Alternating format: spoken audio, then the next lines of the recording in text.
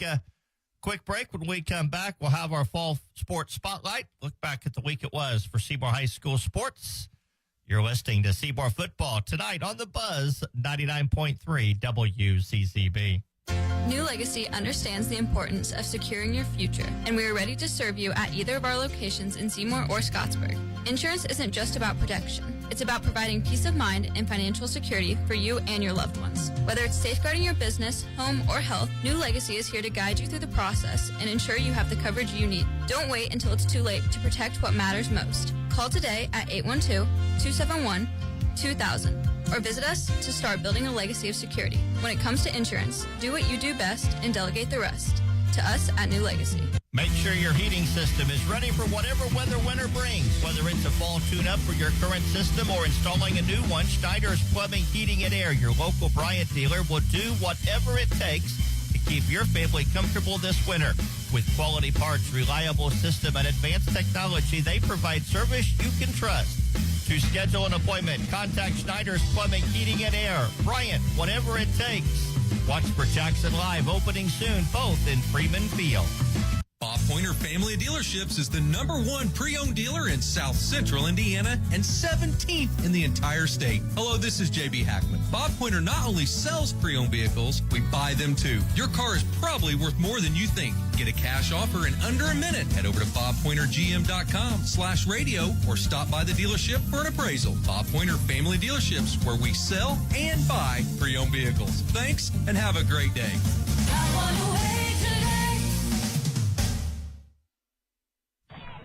Joint pain, injuries, or foot problems shouldn't keep you from enjoying the game.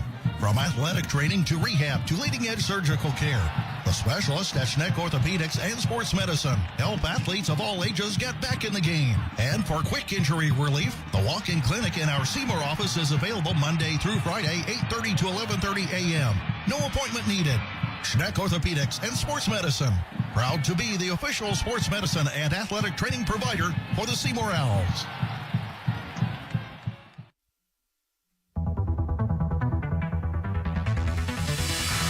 Our pregame show rolls on here from Columbus East. The Owls and the Olympians tonight, game 3 of this young high school football season. It's time now to take our weekly trip around Seymour High School fall sports, see what happened this past week. And we'll start with girls soccer. The Lady Owls opened play last weekend, playing in a new tournament, the Panther Classic in Evansville. They lost all 3 matches to some good competition. Terre Haute South, Washington, and Martinsville. 7-0 to Terre Haute South, 7-1 to Washington, 9-0 to Martinsville. Tuesday night was a very competitive match. Hoosier Hills Conference match against Jeffersonville. Lady Owls, though, came on the short end 5-4. Kinsey Hinkle, Katie Rourke each had a pair of goals for Seymour. Lady Owls are now 1-7 on the season. Volleyball finished second in the Bloomington South Invite on Saturday. They beat East Central 25-16, 25-10. Columbus East 25-8, 25-15. Bloomington South 25-20, 25-13. They lost to Brownstown Central in the championship in a very competitive match, 25-23, 25-23. For the weekend, Anna Fish was the top hitter. Nora Campbell, top server. Maggie Branham had 68 assists. Tuesday, the Lady Owls traveled down to Floyd Central, lost a 4-setter to the Highlanders, 25-20, 22-25, 25-18, 25-14. And then last night, the Lady Owls lost to Jennings County, so not a good week for the conference for Seymour, 25-18, 25-12, 25-23. Top hitters, Emerson Johnson and Zoe Williams. Greer Henry was 11 for 11 in serving with 2 bases. Nora Campbell had 19 defensive digs. Seymour is 8-3, and they're 2-2 in conference play. Boys soccer, Saturday they beat Whiteland 4-1. Miles Chandler had a pair of goals. Markinson Paul and Bartolome Sebastian each had a goal. Very exciting match Tuesday night. The Owls beat Jeffersonville 2-1 in a Hoosier Hills Conference matchup. Bart Sebastian had both of Seymour's goals, and Lance Hubbard had 6 saves in goal. Then last night, Seymour competed in what is commonly referred to as the O Cup. but came out on the short end of a 2-1 game. The Olympians scored a pair of goals with in a 3-minute span late in the first half. Seymour scored a goal in the second half. Dominic Dennis on an assist by Evan Unterseer, and had a couple of chances in the final 10 minutes. Hit the post in one and just missed the top of the net. But unfortunately, the Olympians retain the old cup 2-1. The Owls record now 4-3. JV tied 1-1. So had the Owls scored a goal even because JV tied, if the varsity ended in a tie, it would have remained with Columbus East because of last year's results. Cross-country team on Saturday competed in the Franklin Invitational. Boys finished 9th out of 17 teams. Columbus North State ranked number 1, won with 16 points. That's one away from a perfect score. Indian Creek was second, Center Grove third. Seymour Caleb Jablonski was 41st, West Proffer 68th, and Ty Termullion 69th. The girls finished 7th out of 14 teams. Again, second-ranked Columbus North won with 33. East Central Center Grove second and third. Seymour Gracie Adams was 22nd. Isabella Long 35th, and Emma Dorio 53rd. Boys tennis team is off to a great start. They had a good week. Tuesday beat Jeffersonville 3-2. Dane Thompson won a 3-set match at number 3 singles to secure the third point for Seymour. Both doubles teams, Joel Stevens and Sean Takuchi, Xavier DuBois and Braylon Busby at 1 and 2 won. And then last night, Seymour celebrated senior night with a 5-0 win over Bedford North Lawrence. The Owls won all 5 matches in straight sets. Parker Thompson, Carter Stein, and Dane Thompson in singles. Sean Takuchi, Joel Stevens at 1 double. Xavier DuBois, senior Griffin Eggers got a varsity start, and they won at number 2 doubles. Seymour is 8-1 on the season. And finally, the girls' golf team finished second in a triangular meet at Otis Park in Bedford on Tuesday. BNL won with a 168. Seymour had a 203. West Washington a 264. Katie Cottrell was low for Seymour with a 46. Coming up at halftime, our fall sports spotlight is on the girls' cross-country team as I spend some time with head coach Spencer Sunbury. Up next, our weekly conversation with Seymour Athletic Director Kirk Mance. You're listening to Seymour Football tonight on 99.3 WCZB. Royalty Roofing understands the importance of a sturdy roof beyond just aesthetics. As your shield against the elements, a well-maintained roof safeguards your home and business. Royalty Roofing services extend beyond roofing. We also offer gutter and siding installations for comprehensive protection. With our expertise, we handle insurance claims seamlessly and offer flexible financing options, ensuring your peace of mind throughout the entire process. For quality roofing solutions and exceptional service, contact us at Royalty Roofing at 812-523-8392 to protect your property. When you buy insurance, you are buying more than just a policy. You're buying the service that goes with that policy. I'm Lance Gentry, partner at Beatty Insurance. Since 1863, the staff at Beatty Insurance has been providing unparalleled service to our customers and to our community. We live here, we are active in local organizations that give back, and we love serving you. Beatty Insurance offers business, homeowners, auto, farm, and life insurance. Call Beatty Insurance for a quote today at 812-522-5640 or check out our website at beattyinsurance.com. Beatty Insurance. We are here when you need us. Since 1900, JC Bank has been committed to giving back. That's why we're thrilled to support our local high school sports teams. JC Bank supports young athletes, helping them reach their potential. Because when our local teams succeed, our communities thrive. For over a century, JC Bank has provided top-notch banking, investments, and trust services. Stop in today and experience the JC Bank difference. Or visit us online at jcbank.com. Member FDIC, Equal Housing Lender. You can have the warmth of winter when you call S&B Wall Coverings. Their dedicated team treats you like family, providing professional insulation services to keep you snug. Save on energy bills and elevate your home's comfort by scheduling with S&B Wall Coverings. Their services don't stop there. S&B also provides expert interior painting and light remodeling services with competitive pricing. It's time to make your space warm and cozy with S&B Wall Coverings. Give them a call at 812-216-0162. Time for Athletic Report as we spend some time with Seymour High School Athletic Director Kirk Mance. We talk about Seymour sports. And Kirk, obviously, look back at the week. First and foremost, want to mention Seymour tennis. How about they're off to an 8-1 start, couple wins against sectional opponents, conference teams. I know they got a conference tournament, but that's always nice. They're on a roll here to start the year. First-year coach, P.J. Stein, and doing a great job. The kids are playing well, and lost the first one, and 7 straight now. So it's going well. Got to keep it rolling, and we have played a couple of sectional opponents already, and so that's looking good. We'll be hosting the sectional here coming up here before too long, actually. You know, a couple other teams are playing in matter of fact, tennis teams playing in a tournament this weekend. Volleyball plays in a tournament tomorrow, a really good tournament against Avon. As a coach, when you play in invitationals like this, it can tell a lot about a team, but it's a lot of bonding experience for the kids as well. I think there are a lot of positives about doing a tournament, being together all day long, playing multiple games. You're going to get physically tired, mentally tired. You have to be able to fight through that. And, you know, you take our both tennis and both volleyball tomorrow are going to be playing against high-level competition. So you add all that together, hopefully that you can just be the best that we can be and fight through some things. And it's a good growing and learning experience, I believe. One thing, Kirk, I wanted to talk to you about was last week there at the beginning of the before the crowd got let in, we were forced to delay the football game a little bit.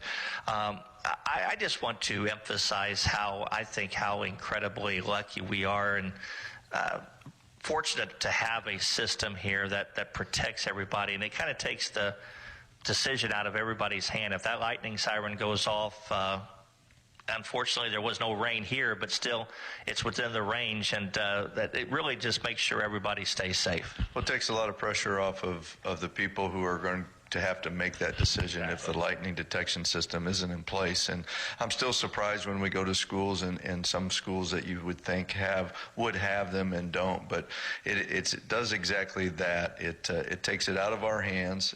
We put the safety of our fans, the safety of our players and students first, and there's no wiggle room, and that's what it needs to be. And we were fortunate last Friday night that it happened earlier before kickoff, before our scheduled time. It only put us back about 20 minutes or so everything turned out fine. We got everybody in the stadium, and we were able to go on as normal. But we're very fortunate to have that. That's a safety measure that, as an athletic director, I'm very happy that we have. And I say that only because I won't mention specifics, but I've been to a couple places where they really had no idea what to do, and it was kind of a chaotic situation when the lightning occurred and so forth. So I just think we're very fortunate to have that. Here as we move into week 3 of the football season, we're past Labor Day. We're now almost technically into the fall season. Really things kind of start to take shape here over the next couple of weeks as far as getting these teams in a routine. Well, they're getting in a routine. It felt like fall a little bit this week as compared to last week when we were, 95, 96 degrees, and this weekend we're supposed to have even cooler weather. So we're definitely into it. Once you get into, I kind of use football as a gauge. We're already week 3. Before you know it, it's going to be mid-season, and that means that our other sports are going to be almost winding down. Our soccer sectional comes quickly, our tennis sectional comes quickly, and so it won't be long, as soon as the weather starts to get cool, before you know it, we're in tournament play.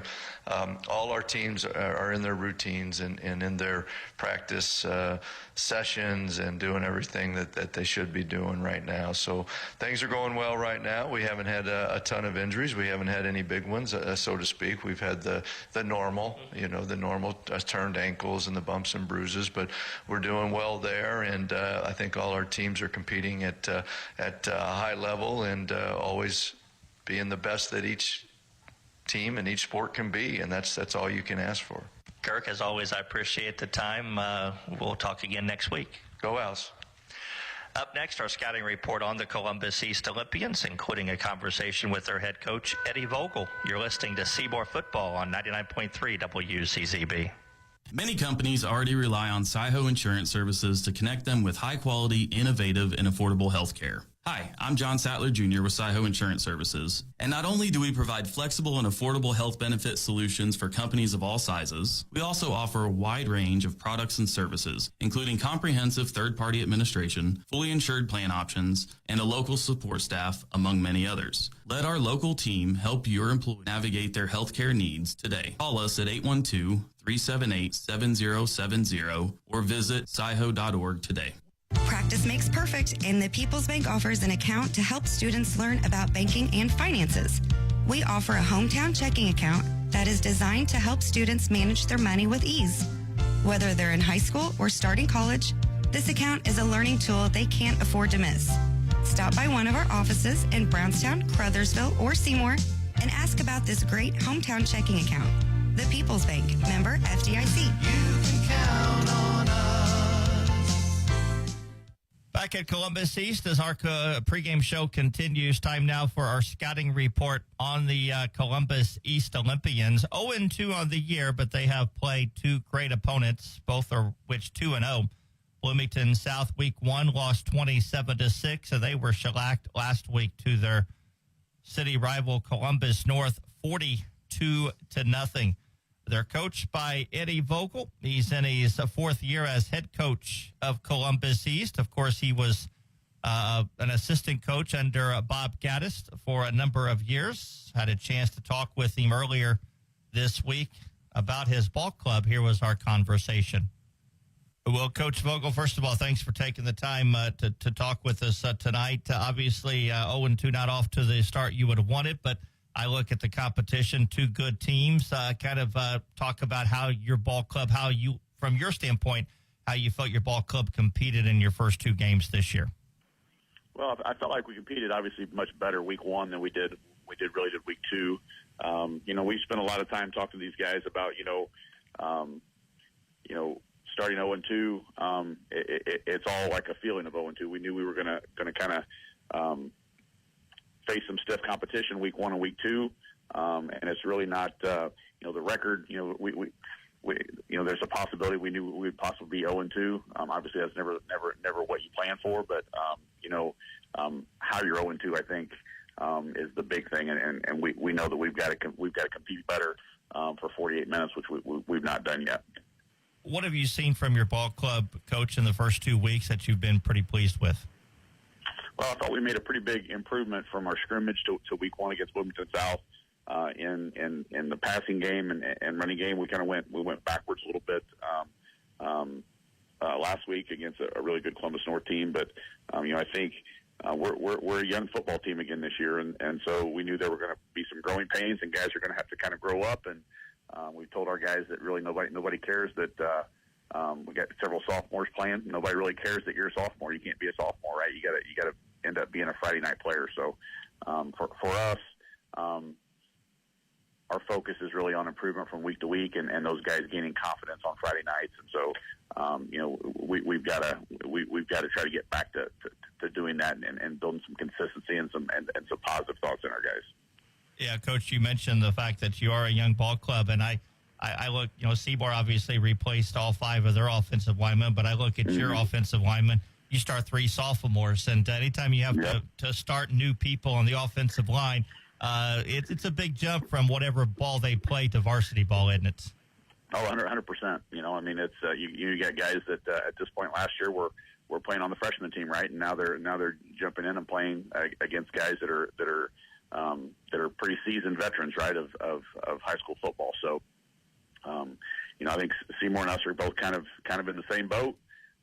We'd love to not have to start sophomores. But that's kind of where we're at this point, and so guys are just going to have to grow up and keep getting better. I do see on the defensive side of the ball, and obviously maybe, again, from the numbers, maybe you weren't as pleased with Columbus North, but defensively, you do have some returners, some veterans on that defensive side of the ball. We do. We've got a couple Jack Smith and Jared Brooks that both played some linebacker for us. About midway through the season on last year. Zach Foster kind of came on last year, and he's been really, really solid for us as well. And we've got several guys that were kind of guys that were in and out throughout the year that were backups that really got a lot of Friday night reps. And we're going to have to draw on those guys. I don't think we've been really, really good or very good week 1 and week 2 defensively. We've not been real gap sound. And we've not last week, especially against Columbus North, we didn't tackle very well. And so, that's kind of been our focus this week, is getting our guys back to being, playing gap sound, tackling, being physical, and trying to make offenses earn what they get against us. Now, Coach, you've been coaching long enough, both as a head coach and obviously when you worked under Coach Gaddis, you know that it's all about preparation for the next week. And despite being 0-2, you've got to get ready for this week. Are the kids doing a nice job buying into it's the next week, personify and forget what happened in the past? Yeah, I think so. We started talking about that in the huddle Friday night after the game at Columbus North. I believe in these guys. They've got to have some confidence in themselves as well. And you know that you've got to be able to win or lose. You've got to be able to kind of flush the results from that previous week, and you start all over again with the new opponents. I think football is kind of unique in that way. So for us, regardless whether win or lose, we always prepare the same, each week, take each opponent, really it's kind of a routine. And so we got back into that routine. And again, we're just kind of focused on trying to get consistent in our play in really all 3 phases of the game. That's what we've got to get done. Coach, can I get your thoughts as far as your impressions of your opponent tonight, Seymour? Well, I think they've graduated some guys, but they still look like the Seymour offense and the Seymour defense. I really thought last year they really came on defensively and made. I mean, obviously they were loaded. I felt like and had probably the best skill players that we saw the entire year last year.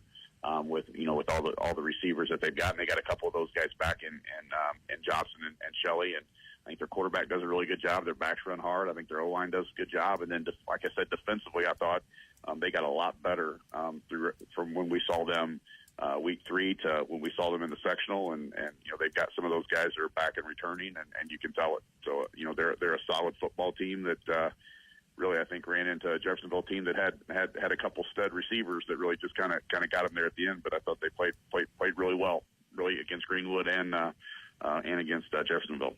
Obviously, a conference game, your opener conference, Seymour's second conference game. What are some of the keys that you feel like your ball club has to do tonight to have some success?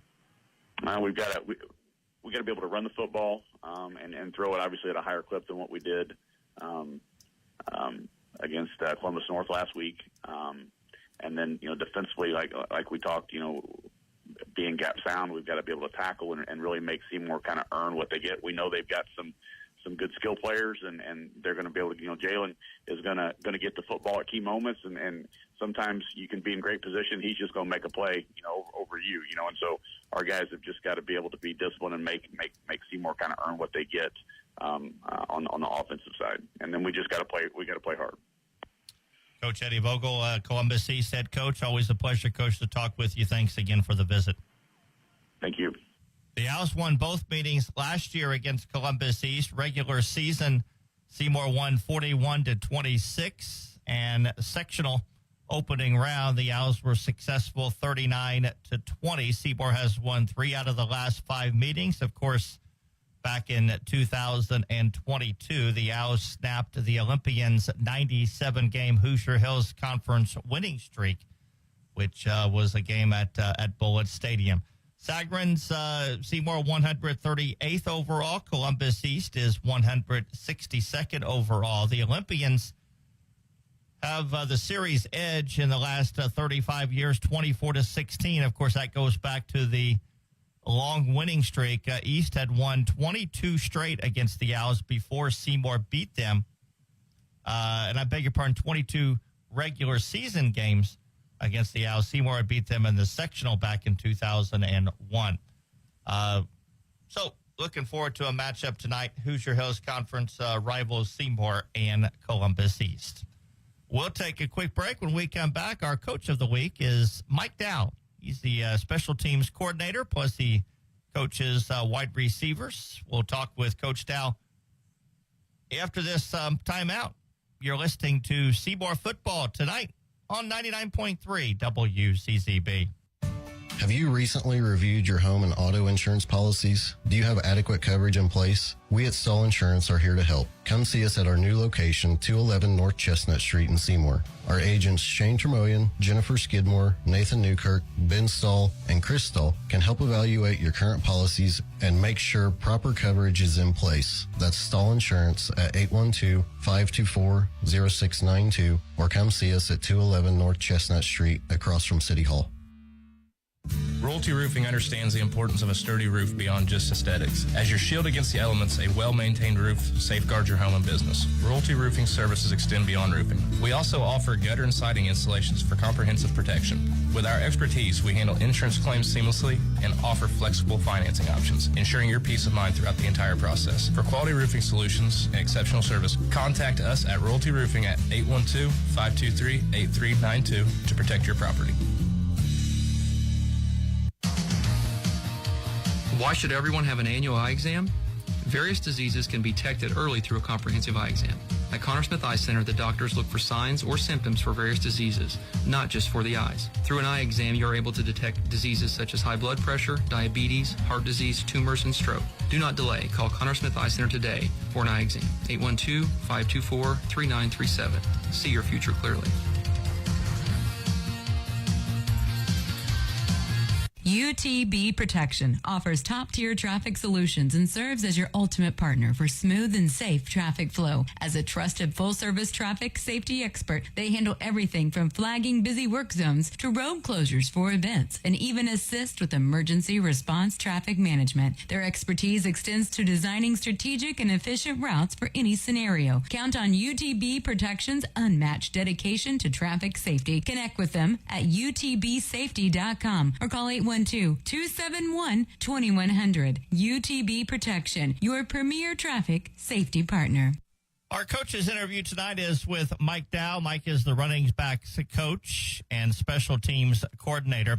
Want to preset the interview by saying we had some technical difficulties with our recording device when we talked with Mike. So the quality is not very good, and we do apologize for that, and we hope that you still can hear the interview and appreciate the words and the conversation that Mike and I had. So, again, apologize for the inequality of the interview, but here was our conversation with Coach Mike Dow.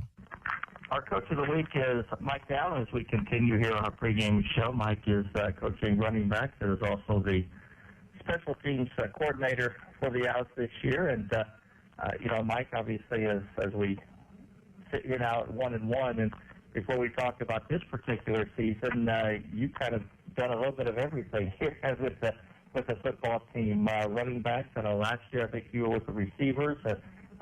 You've been a former head coach, and probably having the knowledge of different positions is very helpful when it comes to coaching a football team.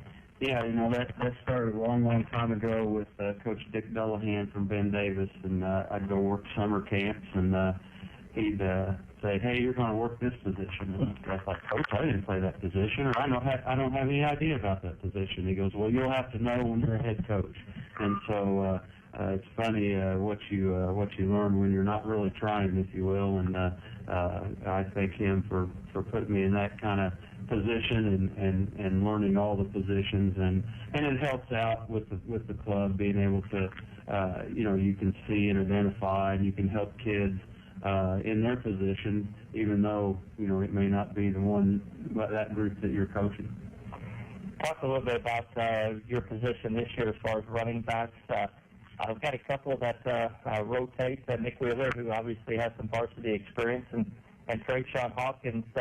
Two different really styles when it comes to what these guys are probably best accustomed to in it. Yeah, it's basically, you got one that kind of get on the edge and can get out there quick, and he'll hit the hole. Nicky will get up inside too and run well as well. But Trayshawn's really good behind the tackles, between the tackles, if you will, and just two great kids. They work hard, and that shows on the field. Their hard work during the year, or during the practice, during the summer, and all that shows on Friday nights. Obviously, running behind a very new offensive line, does that affect obviously Nick had experience last year, but it's completely different guys up front. Did the running backs have to get to know the traits of the offensive linemen to know maybe where the hole's going to be or how soon it's going to be open and so forth? Yeah, the key is back there with our zone scheme. We have to be patient, and again, each lineman's different. The couple of young guys may not get out there as quick, or some of our new guys may get out there a little quicker. So it's about learning, just like a quarterback kind of learns, who the receivers are, and this guy I can throw it 5 yards out in front of him, he's going to run underneath it, and this other guy I got to throw it 2 yards out in front of him for him to get it, or some guys you got to throw it right to him. So as a possession receiver, so a little bit of getting accustomed to that and whatnot, but overall it's going well. Mike is also the special teams coordinator. Obviously in a game of football, you've been around long enough to know that special teams can sometimes a couple plays here and there on special teams can win you a game or the opposite. And so far, one of our strengths, and kind of maybe a little bit of a surprise to me, is the ability of Mitchell Mellencamp to punt the football. He had some last week excellent job punting, a 51-yarder that he put one down at the 1. So certainly have to be pleased with how he has stepped in as a first-year punter. Yeah, it's kind of funny. You got to be honest. We found Mitch by accident. He's out there working on his snapping back and forth, and then I see him punt a ball. I'm like, hey, come over here and try that a couple more times. And here we are with him being the starting punter. But he's doing an excellent job, and the kids are understanding the kind of purpose of the special teams or the nuances, about directional kicking, like. Jeffersonville last week, our goal is you don't kick it to them, you kick it away from them, you let it roll, and he had an excellent kick there, rolled it down to the 1 there, and we just hope that continues, and even all aspects of the game, or kickoff return, year 3 for me, and all those kids have been back there 3 years, and they're kind of buying into what Coach Dow's saying on different things and techniques and whatnot, and where to hit it and that. So. I'm pretty pleased with where we're at with special teams, and just hope we continue to today's favor smallest expectation. So we're playing well, so we're expected to continue that. One thing I have to share with you, and I made this comment on the air at Greenwood, and I was down on the field before the game, and you and I were talking, and you looked at me, and you said something that really just absolutely floored me. In the sense of how simple football can be sometimes. Pitch and catch and don't turn the ball over. And a lot of times you can win a game. But when it comes down to it, you think about it, you do that, you're going to win a lot of ball games. Yes, I break it down to the 3 things I'm always telling the kids: alignment, assignment, and execution. You got to be able to line up right to given formation on offense and defense. And you got to do your job in your sandbox, I call it. It's like we don't have to worry about what's going on all the way over the other side of the field. We just got to take care of what's directly in front of us. And then if we execute, pitch and catch, hang on to the football, we're going to be in a good position and hopefully in position to win a football game. Well, we get back on the winning track here tonight against Columbus East. Mike, as always, appreciate the time. Again, best of luck the rest of the year with this football team, and maybe we'll get a chance to talk again before the year's over. Okay, great, Jay. Always appreciate you, and it sounds good. Definitely like talking to you. You bet. Up next, our Commissioner's Report, plus our look at the Hoosier Hills Conference and IHSAA Report as we continue. You're listening to Seymour Football tonight on 99.3 WCCB.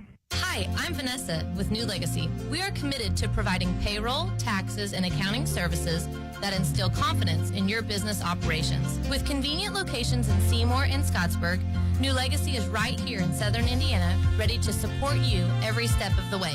Our dedicated team collaborates seamlessly to handle all aspects of your financial needs, ensuring compliance, accuracy, and peace of mind. So do what you do best and delegate the rest to us at New Legacy, specializing in taxes, accounting, insurance, and wealth management. Call today at 812-271-2000. Make sure your heating system is ready for whatever weather winter brings. Whether it's a fall tune-up for your current system or installing a new one, Schneider's Plumbing, Heating, and Air, your local Bryant dealer, will do whatever it takes to keep your family comfortable this winter. With quality parts, reliable system, and advanced technology, they provide service you can trust. To schedule an appointment, contact Schneider's Plumbing, Heating, and Air. Bryant, whatever it takes. Watch for Jackson Live opening soon, both in Freeman Field. Bob Pointer Family Dealerships is the #1 pre-owned dealer in South Central Indiana and 17th in the entire state. Hello, this is JB Hackman. Bob Pointer not only sells pre-owned vehicles, we buy them too. Your car is probably worth more than you think. Get a cash offer in under a minute. Head over to bobpointergm.com/radio or stop by the dealership for an appraisal. Bob Pointer Family Dealerships, where we sell and buy pre-owned vehicles. Thanks and have a great day.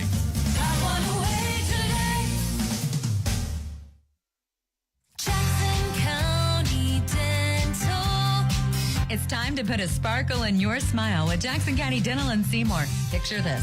Same-day crowns for that instant oral treatment, teeth whitening to brighten your day, and Invisalign for a straighter, more confident you. Their team is here for all your dental needs, from routine care to tackling tooth pain and those pesky fillings. And families, this is your dental home. And guess what? They're making it easy with Care Credit, so you can focus on your smile, not your wallet. Call Jackson County Dental today and let Dr. Drake, Dr. Pierce, or Dr. Doug pamper your pearly whites. Jackson County Dental, now accepting new patients. Jackson County Dental.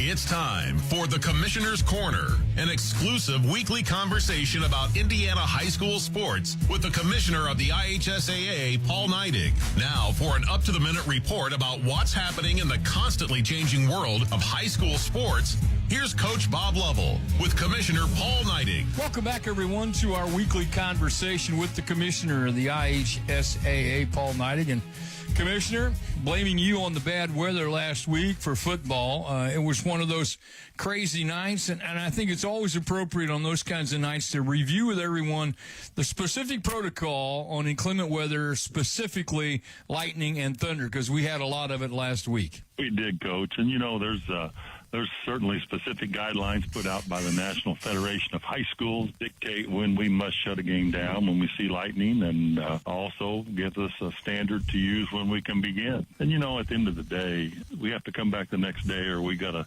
delay that night. But it's more important to be safe and keep our fans safe and our student athletes safe. And I think that was the primary goal last Friday night, as tough as it was. But we got through it, and we're going to play week 3 here. In addition to football, you and your staff, this time of year is a busy time for everybody involved in high school athletics, and you've been involved with some of your counterparts, some commissioners around the Midwest, in some meetings these past few days. What's on the mind of your colleagues around the Midwest? Well, I don't think, it's maybe popular, maybe unpopular, Coach, but I just left 13 of my counterparts from the Midwest, and we spent 4 days together, and we really just walked through a bunch of topics. But the thing that, the NCAA transfer portal and what's happened with that environment is really starting to affect high schools and what's going on in the high school setting. And we're different than the NCAA, especially the Division I or the Power 5, that we are sitting here trying to have kids an opportunity to grow up a little bit with their uniform that says their school name on it. That's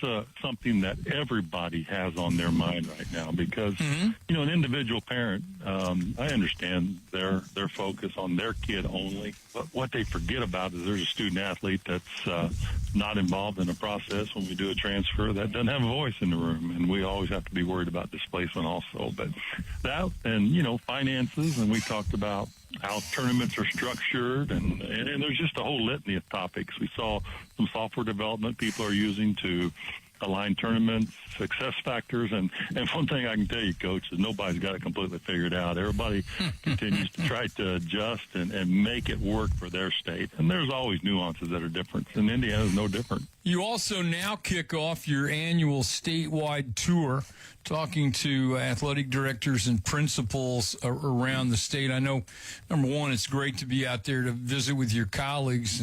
And secondly, you get a chance face-to-face to talk about issues that are critical to the state of Indiana and specifically to the IHSAA. And so, number one, be safe. So what are some of the major agenda items on this tour? Well, Coach, it's one of those. It's an annual meeting that we have. We're 3 weeks, 8 different spots around the state. We were in Lowell, Indiana today. We'll be in Plymouth, Indiana tomorrow, and 3 more spots next week and 3 the following week. But a lot of things we talk about, we go over the association finances. We are a not-for-profit, but we're a membership organization. So every school really needs to have significant input into how we how we did last year and how we're going to do this year, and changes in the bylaws, and all those things are important. And we do seek school input because, there's folks out there. One of the misnomers is that we are a taxpayer-funded organization, and that's not the case. I mean, we are not-for-profit. We are voluntary membership, or voluntary organization, voluntary membership, and we talk a lot about those things, but we give them a full financial picture of what last year looked like. We talk about transfers. We talk about, our foundation. We talk about officials. We talk about sportsmanship. We talk about the new sports coming on, girls flag, boys volleyball and girls wrestling, and we just adopted for the 25-26 school year girls lacrosse, and so it gives us a chance to also celebrate our sponsors along the way. So there's just a whole litany of information that we try to provide to our membership. Thanks for listening to the Commissioner's Corner with IHSAA Commissioner Paul Neidig and Coach Bob Lovell. And thank you for your continued support of the high schools in your community. Joint pain, injuries, or foot problems shouldn't keep you from enjoying the game. From athletic training to rehab to leading-edge surgical care, the specialists at Schneck Orthopedics and Sports Medicine help athletes of all ages get back in the game. And for quick injury relief, the walk-in clinic in our Seymour office is available Monday through Friday, 8:30 to 11:30 a.m. No appointment needed. Schneck Orthopedics and Sports Medicine, proud to be the official sports medicine and athletic training provider for the Seymour Owls. When you buy insurance, you are buying more than just a policy. You're buying the service that goes with that policy. I'm Lance Gentry, partner at Beatty Insurance. Since 1863, the staff at Beatty Insurance has been providing unparalleled service to our customers and to our community. We live here, we are active in local organizations that give back, and we love serving you. Beatty Insurance offers business, homeowners, auto, farm, and life insurance. Call Beatty Insurance for a quote today at 812-522-5640 or check out our website at beattyinsurance.com. Beatty Insurance. We are here when you need us. Quick check of the Hoosier Hills Conference last week. Non-conference play. New Albany got their first win. They beat South Bend, Washington 28-18. Bedford North Lawrence shut out by Bloomington North 45-0. Jennings County beaten by Beech Grove 46-10. Columbus East lost to Columbus North 42-0. Floyd Central's game with Terre Haute South was canceled because of weather. Conference gets into full swing tonight. 3 conference games, 2 in addition to this one. New Albany at Jennings County, and Bedford North Lawrence is at Jeffersonville. Silver Creek will host Floyd Central. That is the conference team in non-conference action tonight. Some other games around the area tonight that will maybe get some scores on. Brownstown Central is hosting Eastern Pekin. Salem is at Scottsburg. Columbus North at Southport. Charlestown at Clarksville. And Madison plays at Providence. Up next, we'll go down on the field. It's our last word before kickoff with head coach Tyson Moore. You're listening to Seymour Football on WCCB. Since 1900, JC Bank has been committed to giving back. That's why we're thrilled to support our local high school sports teams. JC Bank supports young athletes, helping them reach their potential. Because when our local teams succeed, our communities thrive. For over a century, JC Bank has provided top-notch banking, investments, and trust services. Stop in today and experience the JC Bank difference. Or visit us online at jcbank.com. Member FDIC, Equal Housing Lender. Many companies already rely on Saiho Insurance Services to connect them with high-quality, innovative, and affordable health care. Hi, I'm John Sattler Jr. with Saiho Insurance Services. And not only do we provide flexible and affordable health benefit solutions for companies of all sizes, we also offer a wide range of products and services, including comprehensive third-party administration, fully insured plan options, and a local support staff, among many others. Let our local team help your employees navigate their healthcare needs today. Call us at 812-378-7070 or visit saiho.org today. Some people check their couch cushions to find spare change and don't realize the real money is in their garage, behind the shed, or lying around in their basement. Hi, this is Sean Franklin with Franklin Surplus. We pay top dollar for all your scrap metal. Think about that old lawnmower you thought you might fix someday, or the refrigerator that quit working, or that old car battery you keep meaning to get rid of. Turn them all into instant cash right now. It's fast, it's easy, and we pay you on the spot. Bring all your scrap copper, steel, aluminum, lead, any type of scrap metal out to Franklin Surplus, just off Highway 50 East in Hayden.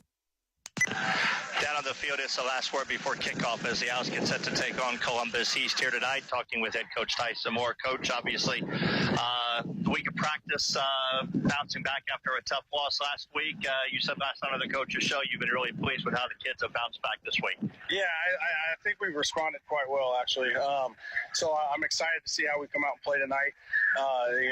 2-3 really good practices really set us up to hopefully have a great night tonight. And then beautiful weather. Really can't comment enough on that. So we'll see. But I'm excited to see how our guys respond. Columbus East is 0-2, but they've certainly played two tough opponents. You pretty much throw that record away. They're going to come in here ready to battle tonight. Yeah, it was non-conference. They're entering conference play now, so it's a different ball game. It's a different league really now. So I look for them to be a completely different team than what they've been the last 2 weeks. You take what you see on film with a grain of salt. We'll see what it's like once we kick off tonight. This is a team that very hard-nosed football. You were a part of it for 4 years. They're going to play really hard-nosed, aggressive football no matter what the record is or what type of team it is. Yeah, they're going to fly around and hit you. They're going to make plays. Offensively, they're going to run the football. They're going to try to run the football on us. They've got a quarterback that can do some things on his feet. He can throw the football, but their primary focus is trying to get that run game going. So defensively, if we can come out and really lay the hammer down early, and then offensively go down the field and score, that's key for us. But getting off to a fast start and taking advantage of turnovers and keeping the ball safe, that's going to play into our favor tonight. We did not run the ball very well last week. I know we made a couple personnel changes up front. Obviously, running the ball has got to be a success for us to have success. Yeah, I mean, when you go a game and you've got negative yards at the end of a game, that's never a good thing, because that's not going to help you out with your pass game either. So for us, we had a come to Jesus moment, on Saturday, and I think that is really what ignited the good week of preparation we had. Made some changes, but I think even with those changes, we've still got some guys in our depth chart that are going to contribute tonight. And I think if we can have a lot of success running the football tonight, it's going to be a much different outlook than it was 7 days ago. Coach, first game as a head coach as a new daddy. Best of luck tonight. Thank you. I gotta say, I love my wife. I love my new baby girl. Hopefully they're listening tonight.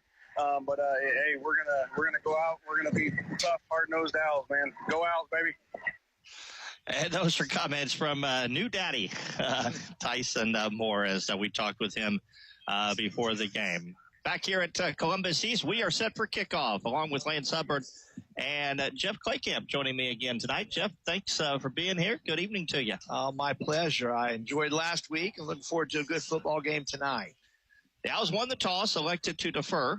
They deferred to the second half, so Columbus East will get the football first. Glad you're with us here on 99.3 WCZB, along with Lance Hubbard, Jeff Claycamp, and I know you mentioned as well Bethany Hubbard back at the studio.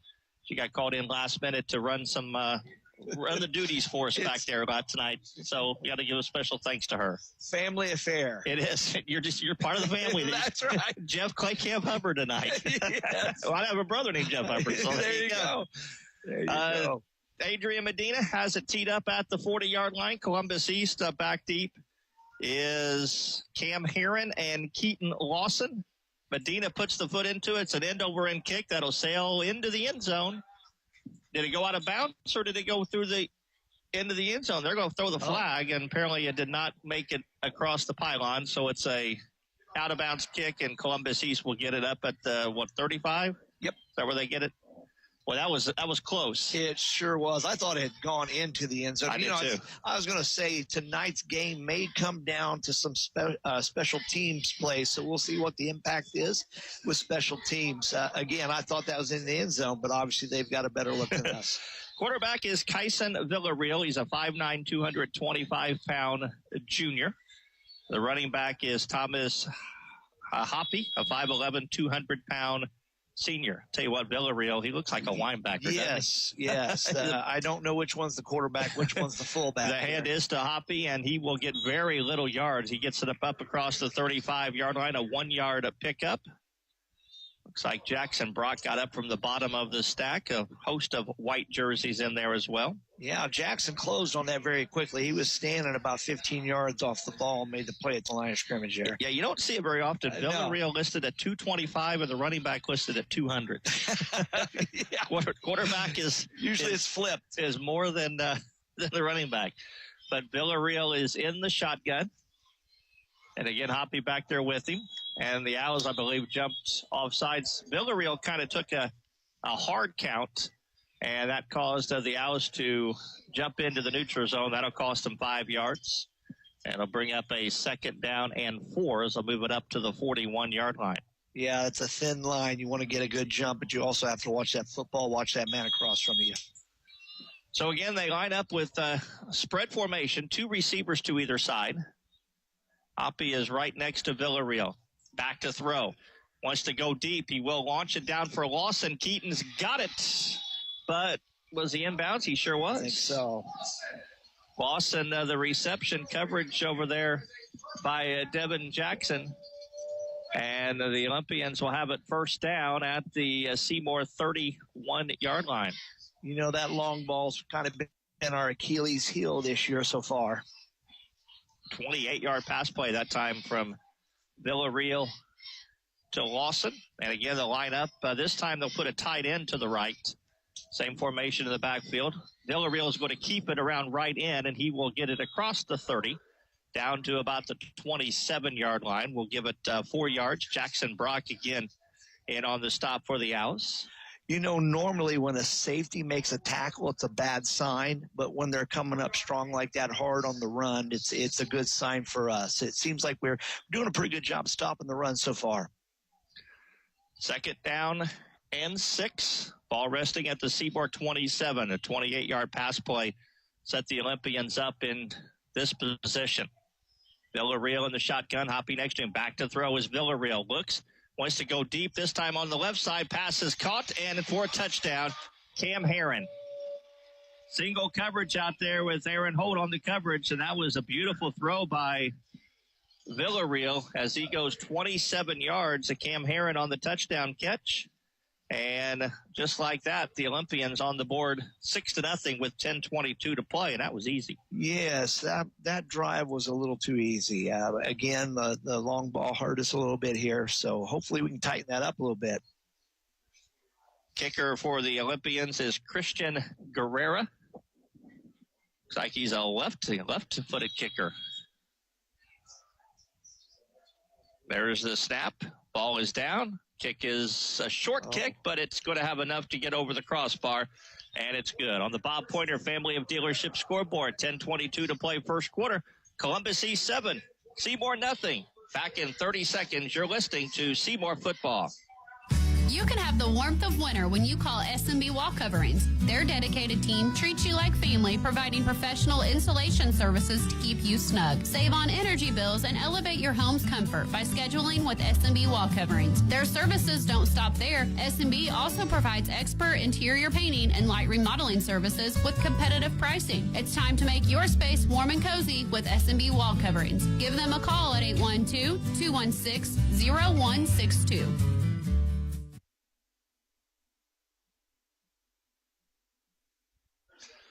So the Owls will get the ball trailing now 7-0.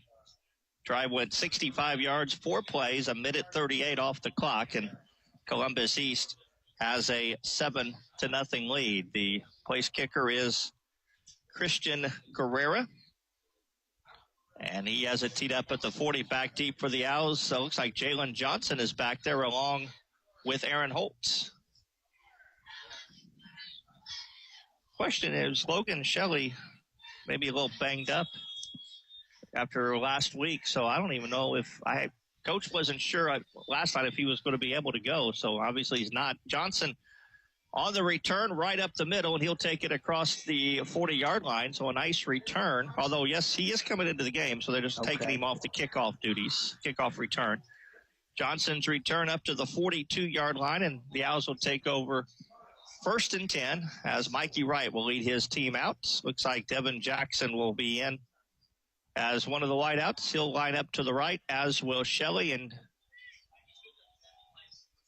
Jalen Johnson as well. So they go trips to the right. The running back is Nick Wheeler. Mitchell Mellencamp lines up as a tight end to the left. The hand is to Wheeler up the middle, and he is hit right at the line of scrimmage. Pickup of about 2. And it'll be a 2nd down and 8. So, yeah, Coach talked about this on the coaches show last night that Mitch Mellencamp's going to see a little work offensively as well tonight. Well, you know, Mitch has got a lot of size. He's a senior. He's experienced and strong. So I think he'll be able to do a good job here for us. Again, the lineup trips to the right. Mellencamp a tight end to the left. Wheeler to Mikey Wright's left. In the shotgun. Takes the snap. He's going to flip it out to Wheeler, left side. And he's not going to go anywhere. Matter of fact, he may have lost a yard.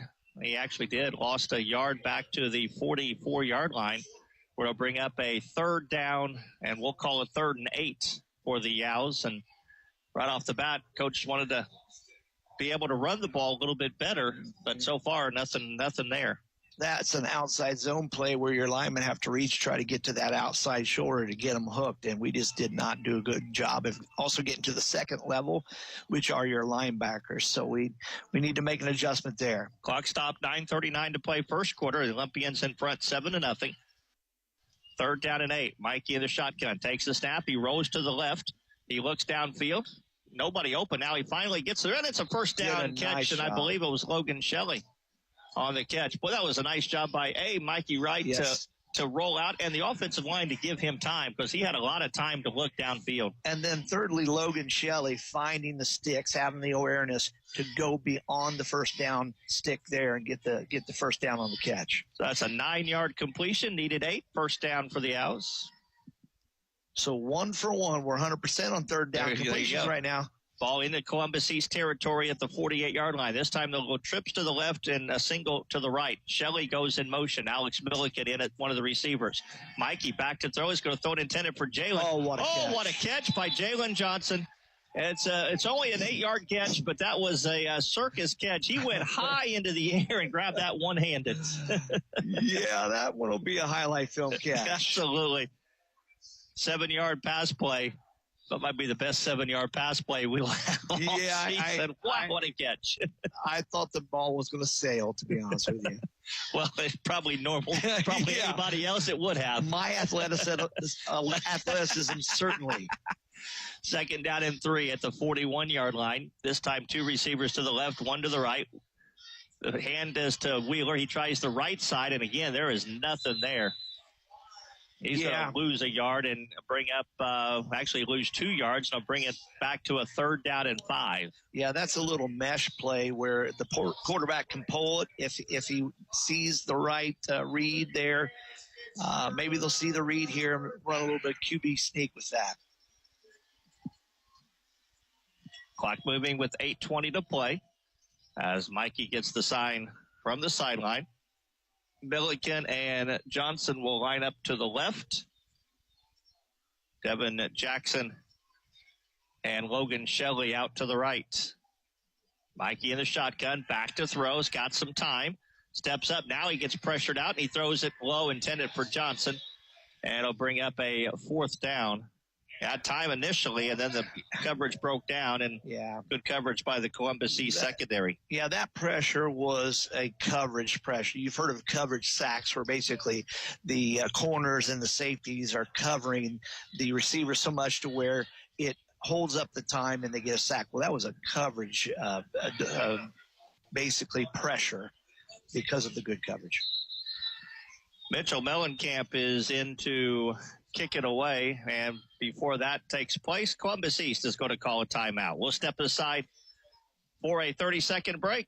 You're listening to Seymour Football on 99.3 WCZB. Ready to make a difference in our community and be part of something great? Outreach Ministries of Seymour is a local nonprofit dedicated to meeting our community's needs through the love of Christ. Every second and fourth Saturday, our food trailer provides free meals, clothing, and hygiene items to anyone who wants it. Come join us and experience God's love. Event details can be found on our Facebook page.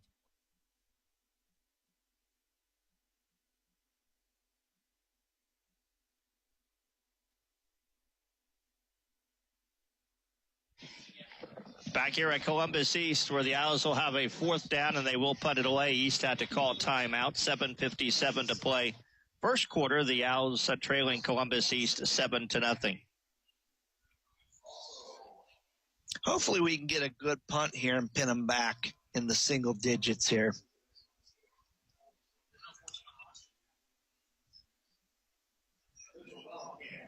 Mitchell had a great week last week, punting the ball at a 51-yarder, and then he also pinned one at the 1-yard line. Looking to do that. Here's a high kick that will be a fair catch, called for and made inside the 10-yard line by Keaton Lawson. So a nice job by Mitchell Mellencamp. Well, I'll tell you what, he just, nothing fancy, but he gets height under that. I mean, that's exactly what you need a punt right there. A high punt, no return, pins him deep inside the 10-yard line. I knew another 47 who could do that a little bit. He's sitting at home right now listening to the game at my house. Yeah, it's not a spiral. It's not fancy, but it certainly gets the job done. So Columbus East will have their second possession. They went 65 yards in 4 plays in their first possession for a touchdown. They'll line up with 2 receivers to the left and 2 to the right, 1 to the left, tight end to the left. The handoff is to Hoppy right up the middle. He got big yardage all the way out to close to the first down marker. Let's see where they give him. It's either 9 or 10, depending on whether they give him a first down. And no signal yet. Yeah. I think they're going to call him about a half a yard short, so a 9-yard pickup for Hoppy, 2nd down and 1. I know what I do on 2nd and short like this. I go ahead and throw the ball. Yeah.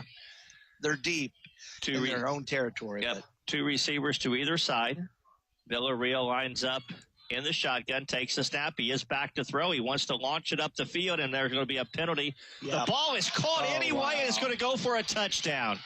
And that is Keaton Lawson, and he's going to go all the way for an 81-yard touchdown. There was going to be a penalty on the Owls for pass interference, and Lawson was able to still catch the ball, and then there was nobody in the secondary, and he took it all the way, 81 yards, and it's 13-0. And, boy, this has taken a very bad start for the Owls team. yeah, certainly the confidence train is on East Side right now. They played 2 really good football teams and were scoreless. But, again, they were really good football teams, so they're gaining a little confidence here. Yeah, when it's 2nd and inches like that, you throw the long ball. You take a shot. And to kick the extra point is Christian Guerrera. Of course, Jay, it's always easy for me to say that when my job's not on the line. Absolutely. The extra point is up, and the kick is good. 6:56 to play on the Bob Pointer Family of Dealership scoreboard. It's Columbus East 14, Seymour nothing. Back after this 30-second break, you're listening to Seymour Football. Since 1900, J.C. Bank has been committed to giving back. That's why we're thrilled to support our local high school sports teams. J.C. Bank supports young athletes, helping them reach their potential. Because when our local teams succeed, our communities thrive. For over a century, J.C. Bank has provided top-notch banking, investments, and trust services. Stop in today and experience the J.C. Bank difference. Or visit us online at jcbank.com. Member FDIC, Equal Housing Lender. Back here at Columbus East, there was a penalty on the extra point. It was defense offsides on Seymour, so maybe they would just they'll decline the penalty, so they'll still kick off from the 40. The Olympians that time 90 yards in 2 plays, 55 seconds off the clock. It's an 80-yard touchdown pass, second touchdown pass of the game from Villarreal to Keaton Lawson. Actually, the first one was to Cam Herron. This one to Keaton Lawson, and the Olympians in front by a score of 14-0. You know, on the bright side here, I think we'll get the ball with some good field position. I'm not so sure how deeply this kicker can kick it. Last time we got good field position. Maybe we can start off with some good field position here. Herrera has it teed up. Johnson and Holt are back. It's going to go to Aaron Holt this time at the 15, up to the 20.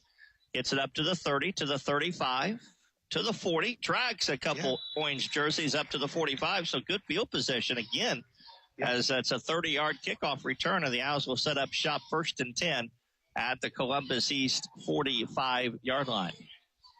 Well, I think it's probably, if there's ever been a time when you need a drive, right now would be it, right? Now would be the time you push that button. After giving up 2 quick scoring drives to the Olympians, and you find yourself down 14-0. This early, yes. You got to get some kind of momentum back. So I think this drive right here is going to be a telling tale. Shelley comes in motion. The snap is a high one. The give is to Hawkins this time. Trayshawn in the lineup, and he takes it across the 45 up to the 47. A pickup of 2. We'll give him a generous 2 on it. Yeah. 2nd down and 8. Columbus East is just getting too much penetration through our line of scrimmage. We've got to try to control that line of scrimmage, get some drive here. Mention the fact that Jacob Dow is starting tonight at center, getting his first varsity start. His dad and Coach Mike Dow, a guest on the pregame, was very excited about that. There's a high snap. Mikey's able to get it, and no pickup at all for Hawkins. We'll maybe give him, we'll give him a yard. We'll be generous and give him a yard. 3rd down and 7. Mikey needed every bit of that frame of his to go up and get the high snap. I talk about Jacob, and it's not the best snap, so put the jinx on it. We're not doing him any favors up here. 3rd down and 7. Ball resting at the 48-yard line. If you just joined us, Columbus East has got off to a fast start. Touchdowns on their first 2 drives are up 14-0. 2 receivers to either side. Hawkins lined up to right's left. Back to throw is Mikey. Steps up, throws it deep, intended for Milliken, and it's incomplete. No, they called it. I thought they were going to. That flag is down. It looked like the East defender had a hold of Milliken as he was trying to catch the ball. Ever so slightly, but it was enough to throw him off. So that's a big play, really. So that'll be a 15-yard penalty. And it'll give the Owls a first down, a much-needed first down into Columbus East territory as they're at the 48-yard line. So that'll move it down up to the 37, roughly. See if my math is right. I'll give him the 37-yard line. So first down for the Owls via penalty. And they'll set up shop at the Columbus East 37-yard line. 3 receivers to the right, 1 to the left.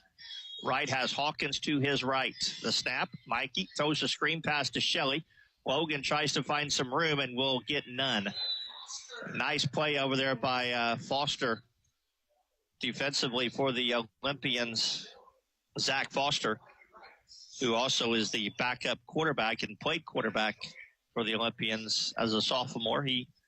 Nice job out there on the wing. It's no gain, 2nd down and 10. Yeah, Logan tried to dance out there a little bit. Sometimes out there in space, you just got to get north and south, get up the field. 2nd down and 10, ball at the 47 or 37. Again, Shelley comes in motion. They're going to jet sweep, and Logan gets brought down back behind the line of scrimmage by Jared Brooks. And that's a loss of 7. Yeah. And it'll bring up 3rd and 17. And, boy, it just seems like everything the Owls have dialed up, Columbus East has been ready for it.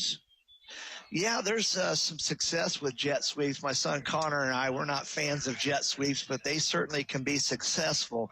But sometimes you run into that. If you get any penetration, it's a big loss. 3rd down and 17. Clock moving, 4:10 to play. First quarter, the Owls down 14-0. 3 receivers to the left, 1 to the right. There's the snap. Rolling to his left is Mike. He's got some time. Now he's going to have to run it. Nobody was open. And he'll be brought down about the 41-yard line. That's well short of the first down. As a matter of fact, didn't get back to the original line of scrimmage. And it'll bring up a 4th down and 13. And it looks like the Owls are going to bring in their punt team. If it were 4th and 3 or 4th and 5, I could see going for it here just because of the score. But I think you got a chance to bury him here, maybe try to get the ball back with good field position. So Mellencamp is back to kick it. Keaton Lawson is back deep for the Olympians. There's the snap. Mellencamp will get away again, tries to pooch it to the corner, and he will indeed. That ball will land. Can they down it? Yes. They will. Yes. And they will down it at the 2-yard line. What a job by Mitchell Mellon. I'm telling you what, that. You can't ask for better than that. You start to think maybe he's just that good. Yeah. That's twice in 3 games he's pinned the opponent inside the 2-yard line. Now we need to capitalize on this. Got a very generous bounce. Maybe bring some backers on some stunts. I tell you what, the East defenders did exactly what they were trying to shield the Seymour Gunners from getting the ball. They weren't interfering with them. They were just kind of running interference, and had that ball taken a straight bounce, it would have went into the end zone. But it stuck. But it stuck, and it went sideways, and the Owls down it at the 2-yard line. Yeah. So Columbus East backed up. Villarreal in the shotgun. He'll hand to Hoppy up left end. He breaks a tackle and gets some yardage out close to the first down. They had him stopped after about a 3-yard gain, but finally Noah Broughton brings him down, but it's a pickup of 11. And it'll bring up, and it's a first down for Columbus East. But they had a shot to get him right there at the line of scrimmage. Hard-nosed runner, for sure. Put his shoulders down and ran over a couple of us. Thomas, is it Hoppy? Hoppy?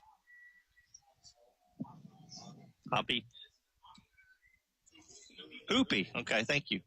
3:15. There's a snap. The hand is to Hoopy, and he will bounce it to the left side. Not bad there. And the Owls able to bring him down that time after a short gain. Curtis Burke and Noah Broughton in on the stop for the Owls.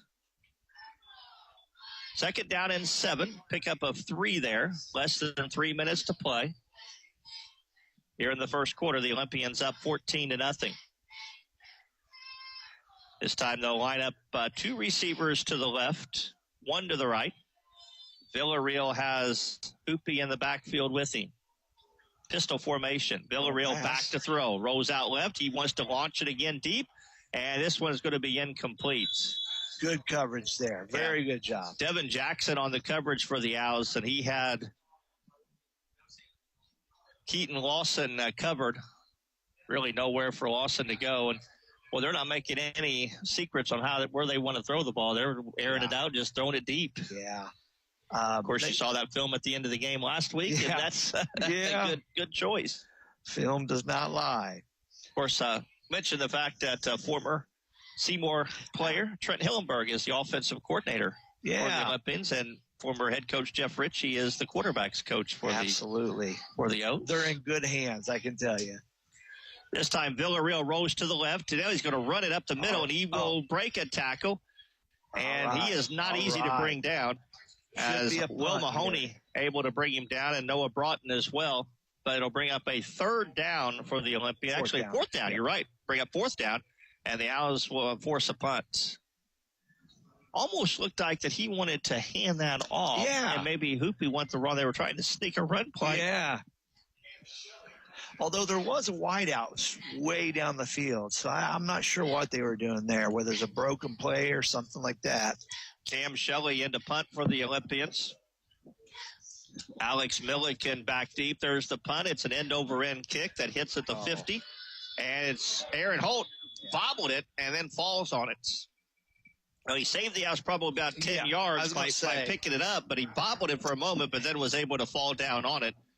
And the Owls will take over 1st and 10 at the 40. Field position has not been an issue. The Owls have had great field position all 3 drives. Yeah, we just have to move the football. I don't know whether we abandon some of our run game and try to just pass and get athletes in space or what, but we've got to move the football here. Ironically, this is the worst starting spot of the 3 drives. Yeah. 45, 42, 45, and 40-yard line. So the field position game has been great for us. Now we just got to capitalize here. Minute 43 to play, first quarter. It's 14-0 Columbus East. The Owls send out 2 receivers to the left. This time they'll put 2 running backs, Hawkins and Wheeler, both back there. The high snap again. Mikey's going to roll out to the left. He's got some room to run. Gets it across the 45, across midfield, and will run out of bounds. And should have a first down unless they say he stepped out before the midfield. They did. It's a 9-yard pickup. at the 49-yard line. Again, the high snap caused, I think, a little confusion. Mikey just kind of, I think, improvised and took off running. Absolutely. 2nd and 1 here. We're going to throw it deep. Let's find out. Again, Hawkins and Wheeler sandwich Mikey in the backfield. He's going to throw it and throws it to Jalen. Complete for a first down. Jalen breaks the initial tackle, fights his way forward across the 40-yard line, down to the 39-yard line. Yeah, I think we're going to have to continue to see a little combination of Mikey Wright running the ball as a quarterback and some short passes here to maybe try to loosen this defense up a little bit. 12-yard pickup for the first down. The Owls set up shop at the 39-yard line. Clock moves close to a minute to play first quarter. Again, Hawkins and Wheeler sandwich Mikey. It's a high snap. It's on the turf, and it might be recovered by the Olympians, and they have it. High snap, and that time Mikey was unable to get it, and the Olympians recover at the seam at their own 46-yard line. So the first turnover of the game is on the Owls, and boy, they've been flirting with that all game, haven't we? Those high snaps. Yeah, a lot of times on a high snap like that, the center gets his rear end up too high, and the ball will float on you. He's got to maybe try to keep that rear end down, keep the snaps down. So the Olympians take over at their own 46-yard line with 1:02 to play. Again, Villarreal in the shotgun. He's got 2 receivers to the left, 1 to the right. The snap, back to throw is Villarreal. He throws it across the field. It's almost picked off. Mitchell Mellencamp had it in his hands and just couldn't hold on to it. Yeah, he made a great play, but that could have been 6. That could have been had he caught that. Mitchell, I don't know I'd go that far. I'm not sure Mitchell probably had the right angle to take it. Maybe wishful thinking on my part. But it would have been returned into Columbus East territory for sure. It would have been fun to see them try to take him down. That's a good. I'll accept that answer. He would have carried a pile. I'll tell you that. I'll accept that one. 2nd down and 10. The ball at the 46-yard line with 58 seconds to play. The snap. The hand is to Hoopy. Tries the left side. Finds a little running room. Gets it up right at midfield. Pick up a 4. Looks like Curtis Burke might have been the first white jersey to get to him. Going to bring up a 3rd down and 6 with, well, that's weird. You don't see clocks that don't have the 10th of a second anymore. It's just a full. Yeah. Normally they have the 10th of the second, but this clock doesn't. New scoreboard here at Stafford Field. 3rd down and 6 could be the last play of the quarter. We'll see what happens. Villarreal in the shotgun, 3 receivers to the right. Back to throw, sets up the screen. It's complete. And a first down close to it. Nope, he's going to be a yard short. Nice tackle out there. Pass was complete to Keaton Lawson. And it was Will Mahoney and Devin Jackson. And Jackson on the stop too, And Jackson in there. It is going to be short. And that will be the end of the first quarter. The Olympians will be faced with the 4th and 2. I would suspect they will go for it. We'll find out when we come back. We'll step aside for a 60-second commercial break. It's Columbus East 14, Seymour nothing. Back to Columbus in a moment. You're listening to Seymour Football on 99.3 WCZB. Why should everyone have an annual eye exam? Various diseases can be detected early through a comprehensive eye exam. At Connor Smith Eye Center, the doctors look for signs or symptoms for various diseases, not just for the eyes. Through an eye exam, you are able to detect diseases such as high blood pressure, diabetes, heart disease, tumors, and stroke. Do not delay. Call Connor Smith Eye Center today for an eye exam. 812-524-3937. See your future clearly. Many companies already rely on Seymour Insurance Services to connect them with high-quality, innovative, and affordable health care. Hi, I'm John Sattler Jr. with Seymour Insurance Services. And not only do we provide flexible and affordable health benefit solutions for companies of all sizes, we also offer a wide range of products and services, including comprehensive third-party administration, fully insured plan options, and a local support staff, among many others. Let our local team help your employees navigate their healthcare needs today. Call us at 812-378-7070 or visit Seymour.org today. Go for it on 4th and 2, and they break a tackle and a first down as they handed off. Tyson Villarreal kept it, and took it around right in and has a first down up across the Seymour, or right at the Seymour 35-yard line. He faked the dive and then took it around right in.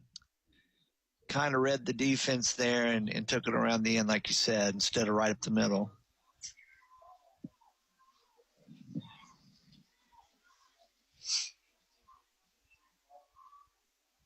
First down, Villarreal in the shotgun, takes a snap. New running back in there that time. That is Brody Miller on the carry. And Miller picks up a nice gain of 6 yards, second down and 4. 6-yard gain bring up second and 4. Yeah, we got to tighten up a little bit here defensively. Second down and 4. 2 receivers come out to the left.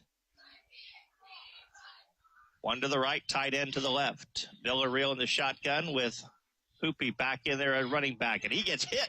And he breaks a tackle and gets around right in and probably will have a first down. Boy, the Owls had great pressure. Mason Nugent hit him right as he took the handoff.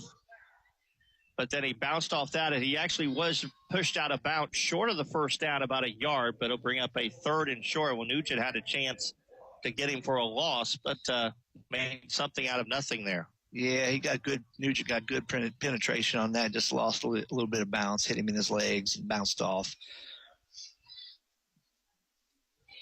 2 receivers come to the left, 1 to the right, tight end to the left. Villarreal in the shotgun. He's got Hoopy to his right. There's the snap. He's going to keep it. Gets hit right at the line of scrimmage, but his penetration, I tell you what, 225-pound body. He gets hit, man. He usually probably wins some of those one-on-one battles. He gets a run at you. He's going to take you down. Noah Broughton was in there and Curtis Burke as well, but Villarreal had good momentum and got the first down. Crossed the 25-yard line to the 23. And it'll bring up a first down for the Olympians. They lead 14-0 and trying to add on here. 2 receivers to the left, 1 to the right. Villarreal back to throw. Throws the out pattern. It's caught by Cam Shelley. And Shelley's got a first down to the 11-yard line. That's a pickup of 13. Tackle on the open field by Jackson Brock. Jackson Brock on the stop, but it's a first down pass completion, and the Olympians will set up 1st and 10 at the Seymour 12-yard line. Charlie Rocky, number 7, or yeah, Charlie. Yeah, Charlie was in on that as well. Charlie's a little gimpy. He had a sprained ankle this week, so it's good to see him out there playing. Going to line up 2 receivers to the right, 1 to the left, and H-back this time to the right. The hand is to Hoopy. Nope, Villarreal keeps it. And boy, the Owls are holding on. Mason Nugent was holding on for dear life at Villarreal's ankles. Yeah. And Villarreal able to fight forward for, we'll call it right at the line of scrimmage. So it was the no-yard gain, 2nd down and 10. Nice play that time by Mason Nugent. Yeah, Mason bounced off that one earlier. He wasn't going to let that happen this time. 2nd and 10.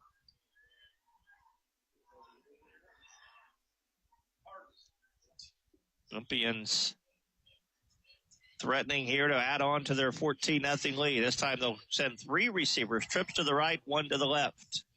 Villarreal in the shotgun. Back to throw. Looks. Now he's got some pressure. Rolls out to the left. He's going to run it. Flag on the play. It's going to be a hold, probably, right? You're right, a hold, I think, against the Olympians. Yeah. Yeah.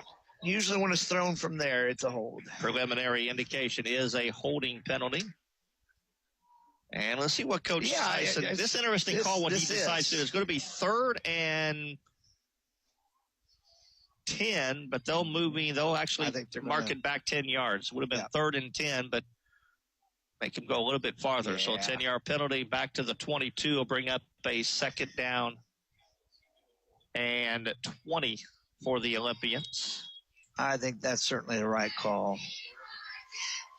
It was a tweener, though. Clock at 9:40 and holding here in the second quarter with the Olympians in front 14-0. Went on just a beautiful night for football. This is football weather, isn't it? Absolutely. Not better than it was last week. Oh, yeah. Villarreal back to throw. He's going to throw into the end zone, and it's well overthrown. He was looking for Cam Shelley, but he was double covered. Jackson Brock and Aaron Holt were back there covering Shelley, but that ball was well overthrown to bring up a 3rd down and 20. And I would think the Olympians are in 4-down territory. Their kicker did not look like he had a very strong leg to kick it much more than an extra point. Right. It's definitely 4-down territory here. So the Owls did a really nice job on pass coverage here. Like you said, we had 2 on their 1, and then the other receiver out there was covered. So I can see a little play action here out of Columbus East. 3 receivers to the right, 1 to the left. And Villarreal is going to have to call a timeout. Wants to make sure he's got the right play in. We'll step aside for a 30-second break. It's Columbus East 14, Seymour nothing. Back in 30, you're listening to Seymour Football on 99.3 WCZB.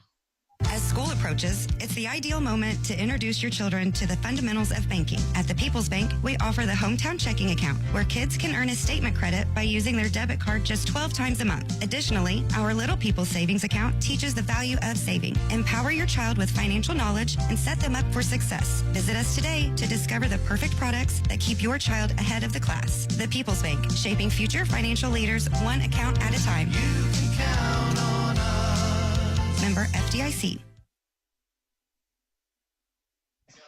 3rd down and 20. The Olympians have it at the Seymour 22-yard line. By the way, we're here on WCZB Indiana over on 92.7. The Hoosiers off to a good start, up 21-0 against Western Illinois.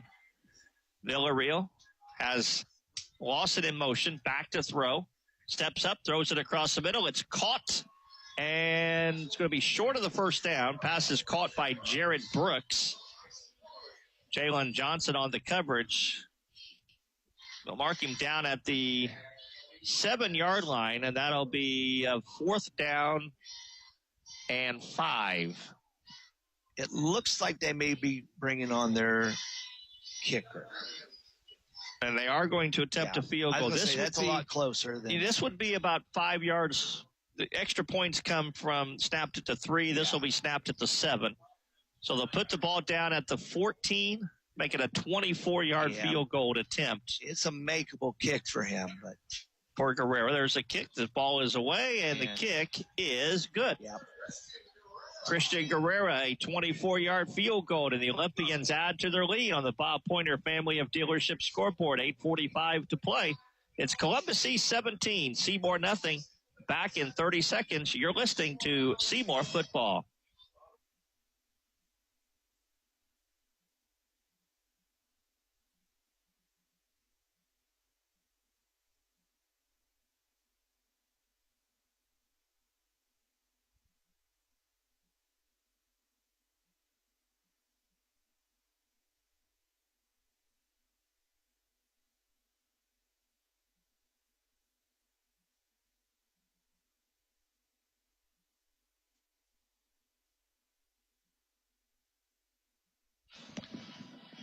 So Columbus East adds to their lead as they drive 47 yards in 12 plays.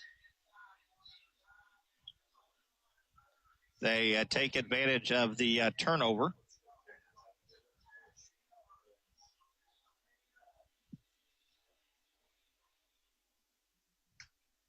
And Guerrero has it teed up at the 40-yard line.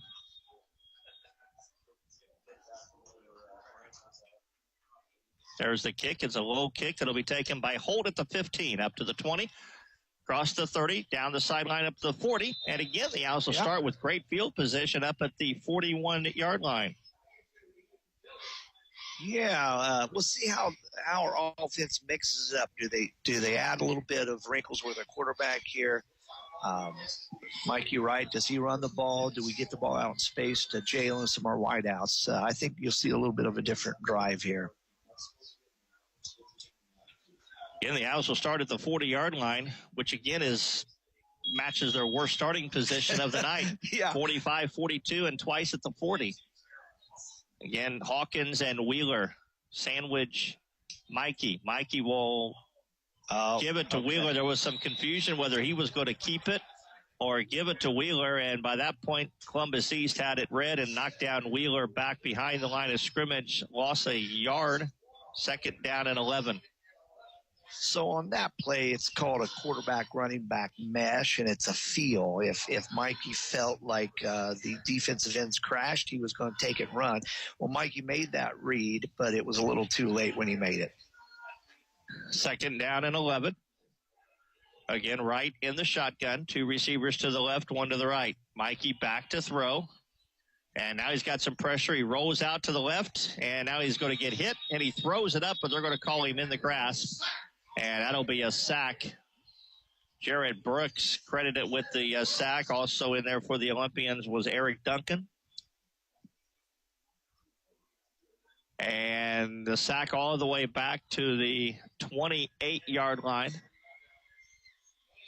And it'll bring up a 3rd down and 22 for the Owls. And I never would have guessed that we would be in this position right now, but sometimes that happens. How do we respond to adversity? So we'll see here what happens. Now we got players running in at the last minute. The Owls may have to take time out, and they didn't, but it's a delay of game. So Seymour had players running in at the last minute. They were unable to get the snap off before the play clock elapsed, so that's a 5-yard penalty. And that'll push them back even farther and make it a 3rd and 27. 3rd and forever versus 3rd and forever.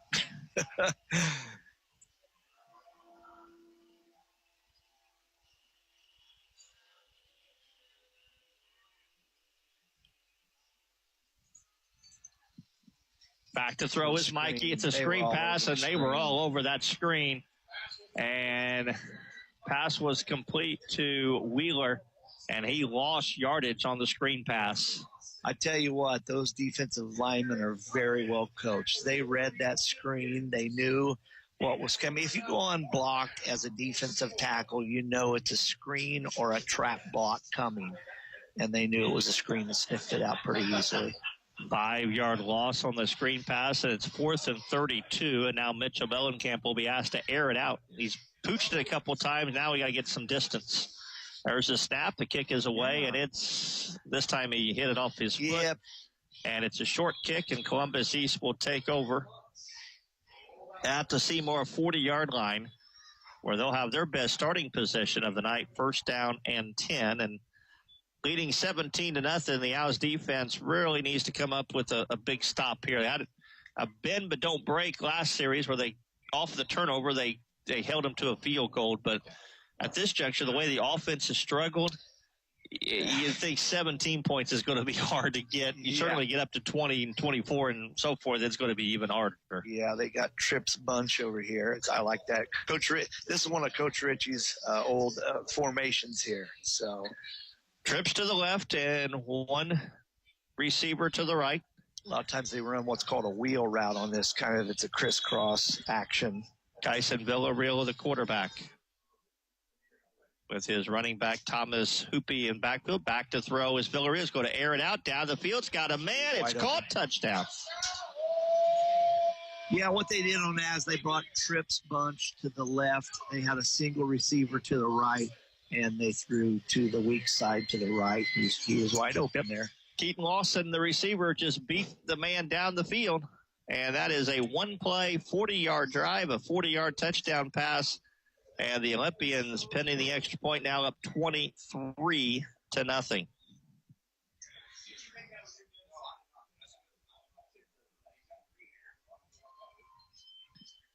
Extra point attempt coming from Guerrera. Holder is Villarreal. There's the snap. Kick is away. I don't think kick's going to get there this time. It's going to be short. So the extra point is no good. 6:08 to play on the Bob Pointer Family of Dealerships scoreboard. It's Columbus East 23, Seymour nothing. Back in 30 seconds. You're listening to Seymour Football. When you buy insurance, you are buying more than just a policy. You're buying the service that goes with that policy. I'm Lance Gentry, partner at Beatty Insurance. Since 1863, the staff at Beatty Insurance has been providing unparalleled service to our customers and to our community. We live here, we are active in local organizations that give back, and we love serving you. Beatty Insurance offers business, homeowners, auto, farm, and life insurance. Call Beatty Insurance for a quote today at 812-522-5640 or check out our website at beattyinsurance.com. Beatty Insurance. We are here when you need us. 23-0, Columbus East in front following the 40-yard one-play drive, the third touchdown pass of the night for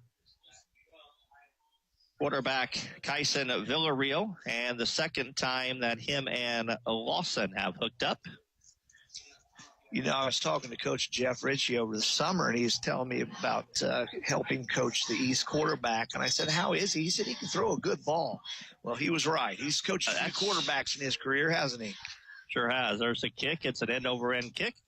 And then Aaron Holt will take at the 10 up to the 30, 35, gets it across the 40-yard line. And again, the Owls will start at their own 43-yard line. Great field position. East is making it a definite point to kick away from Jalen Johnson. Yeah, you pick your poison there. They've gone to Aaron Holt other than the first kickoff, but the Owls will set up shop at the 42-yard line, and again, they have not started worse than the 40-yard line in any of their drives, but I don't know. I think the farthest they penetrated was the East 30-yard line maybe. I think so. They had a first down at the 33, but then they had the turnover. Mikey in the shotgun. He's going to hand to Hawkins. Bounces it out to the left side. He's got some room to run this time. Gets it across the 50-yard line and will be brought out of bounds into East territory at the 49, a pickup of 9. Second down and 1. That was a nice bounce out by Hawkins and a nice game for him. Yeah, it really was. They brought their middle linebackers through what's called the A gaps, which is right off center, and he saw that and he bounced it to the outside. So a good read by him. Trips to the right, one looks like a tight end to the left. Yep. Mikey in the shotgun with Hawkins to his right. They'll give it again to Hawkins, and he gets tripped up. Might have tripped over his own lineman. 4-yard gain. It's a first down, but that looked like that could have been a lot more yardage. Yeah, some signs of life here by our offense. But the Owls have a first down at the East 45-yard line. So 2 plays and 13 yards gained, and we'll take it. You got to start somewhere, right? That's right. You got to build on that. I don't think the Owls have had multiple first downs in any of their drives, so let's see if we can maybe advance that. Mikey again will hand to Hawkins, bounces it to the left side. It's got some room across the 40 and goes all the way down to the 36-yard line. We'll call it a pickup of 9. Yeah, they're bringing a middle linebacker hard through the A gap, and he just did a very nice job of reading that one. Second down and 1. Ball resting at the Columbus East 36-yard line. Clock moving with 4:35 to play first half. The Owls trail East 23-0. Looks like Johnson, Jackson, and Shelley line up trips to the left. Hawkins. This time Mikey's going to keep it himself. And he gets hit right at the sticks. Let's see where they mark that. It's all depending on where they put the football down. Right at the 35-yard line. Yeah. And they are going to give him the first down, so it's a 1-yard pickup. And first time the Owls have multiple first downs on a drive tonight. So, again, you take baby steps. Absolutely. And the football purist in me, seeing that fake carried out, it was a good fake and led to a good mesh and run by Mikey Wright. At this juncture, I mean, I know how it's been a complete one-sided affair, but still with 2-point conversions, it's a 3-possession game. A lot of ball game left here. Got to do something here. There's Mikey rolling out, throws a completion to Jalen's, got it across the 30, fights his way forward to about the 26-yard line. That's a pickup of 9. Yeah. Bring up a second down and 1, and the Owls, their best drive of the night by far, as they have moved the ball down to the Columbus East 26-yard line. Second down and 1. Clock moving with 3:20 to play here in the first half.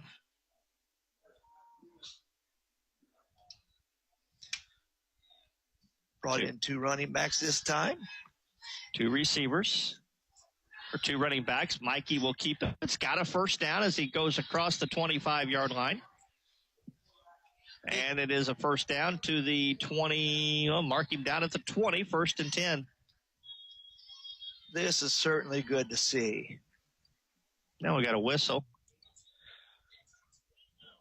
I think got a player they ordered to go off, maybe an equipment problem or Curtis Burke, I believe.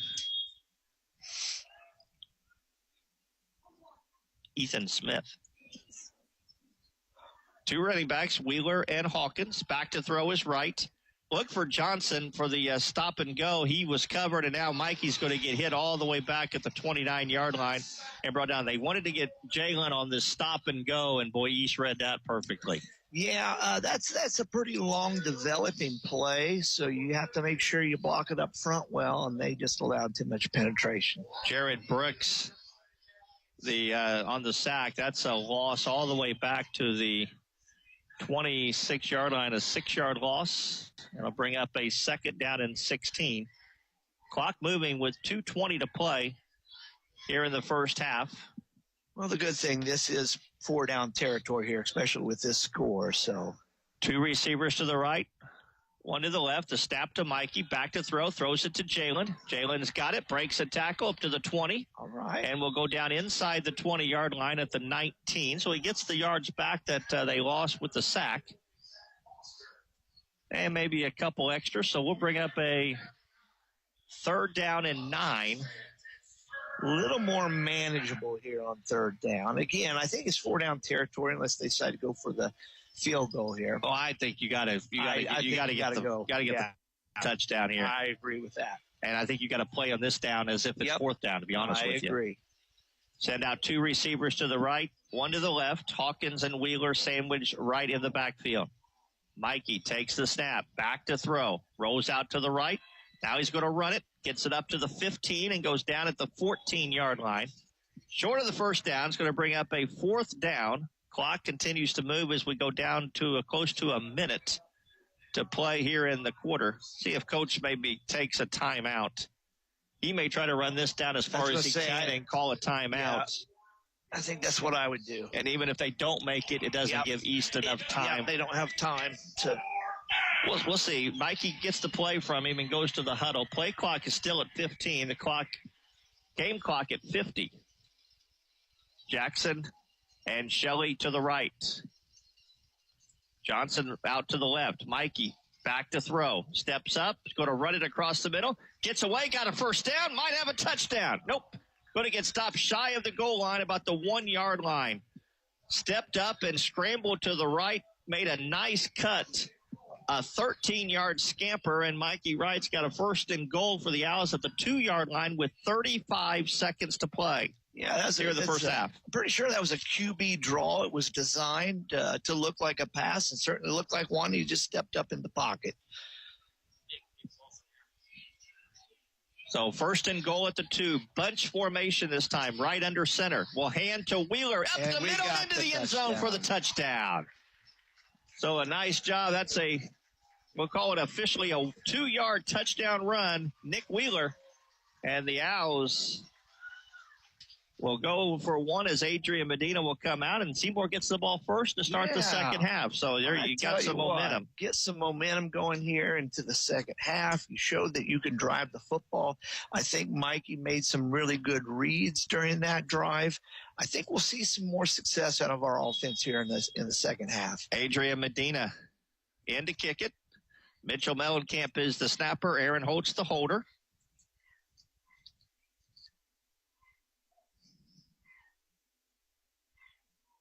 There's the snap.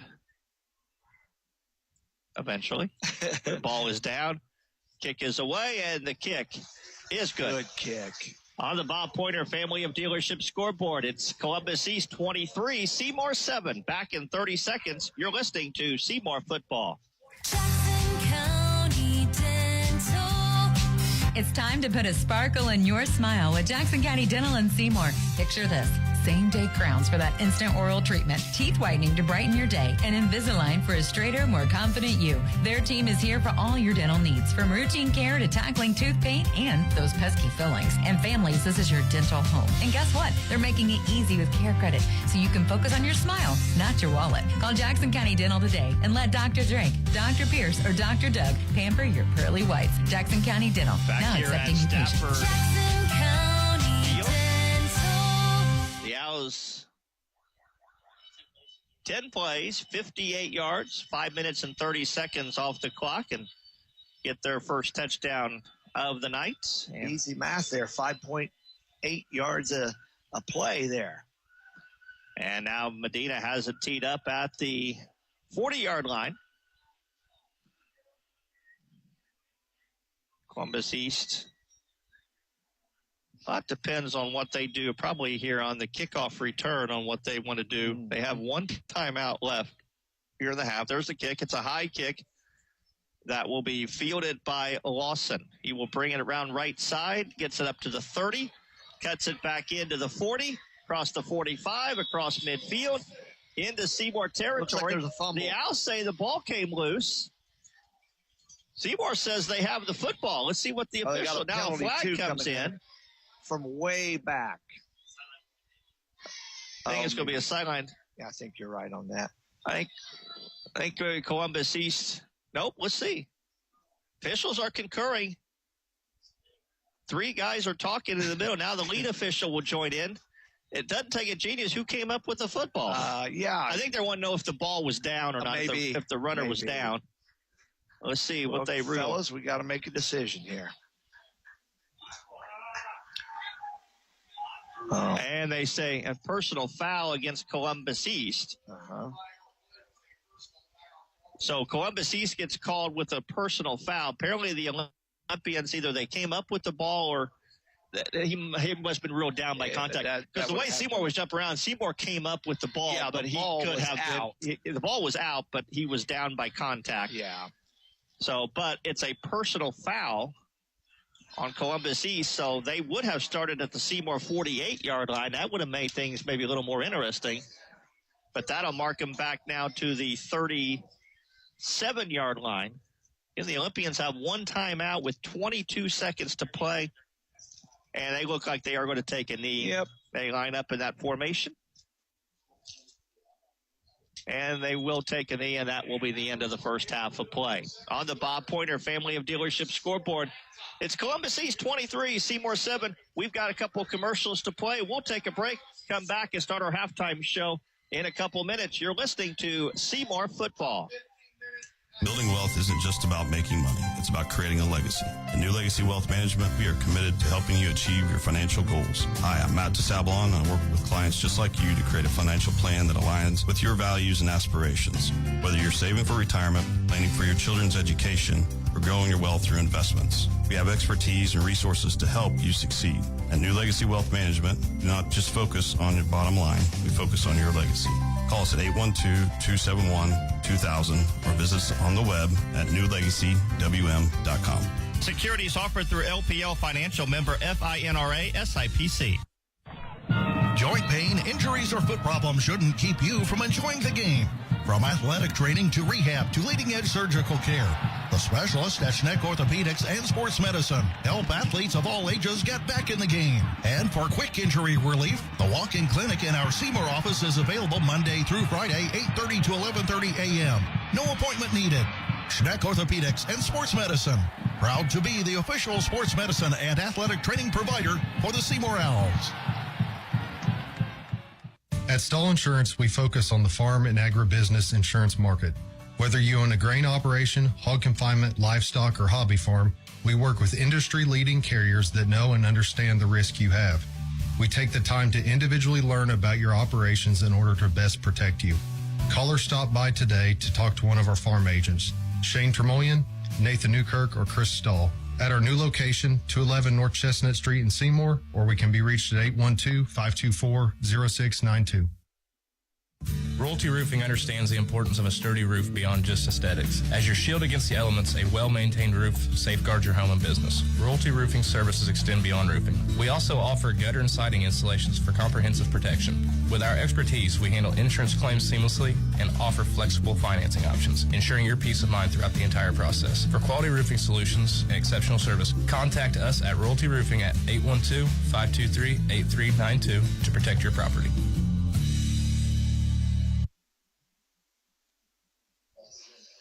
It's halftime. The Owls trailing Columbus East 23-7, but in all fairness, the half ended on a positive note after giving up back-to-back touchdowns on opening drives. So Olympians looked like they were en route to really blow this one open, but the Owls settled down, managed it a little bit, got the touchdown at the end of the half to cut it to 23-17, and Seymour gets the ball first to start the second half. So we'll see if the momentum can continue for the Seymour team to start the second half. Our halftime interview tonight is with Seymour girls cross country coach Spencer Sunbury. We'll take a short break, and when we come back, we'll be joined by Coach Sunbury. Halftime show brought to you by Prosperity Financial Insurance and Investments. You're listening to Seymour Football on 99.3 WCCB. Long-term care, death, and disability create stress and grief that take a toll on you and your family. But professionals at Prosperity Financial create solutions that can aid and comfort you and your loved ones in these significant events. Visit Stan Tremoyan, Brian Covener, and Ryan Banner at 419 West 2nd Street, Seymour, or call 812-522-3180. Securities offered through Parkland Securities, LLC, member FINRA SIPC. Prosperity Financial is independent of Parkland Securities, LLC. Bob Pointer Family Dealerships is the #1 pre-owned dealer in South Central Indiana and 17th in the entire state. Hello, this is JB Hackman. Bob Pointer not only sells pre-owned vehicles, we buy them too. Your car is probably worth more than you think. Get a cash offer in under a minute. Head over to bobpointergm.com/radio or stop by the dealership for an appraisal. Bob Pointer Family Dealerships, where we sell and buy pre-owned vehicles. Thanks and have a great day.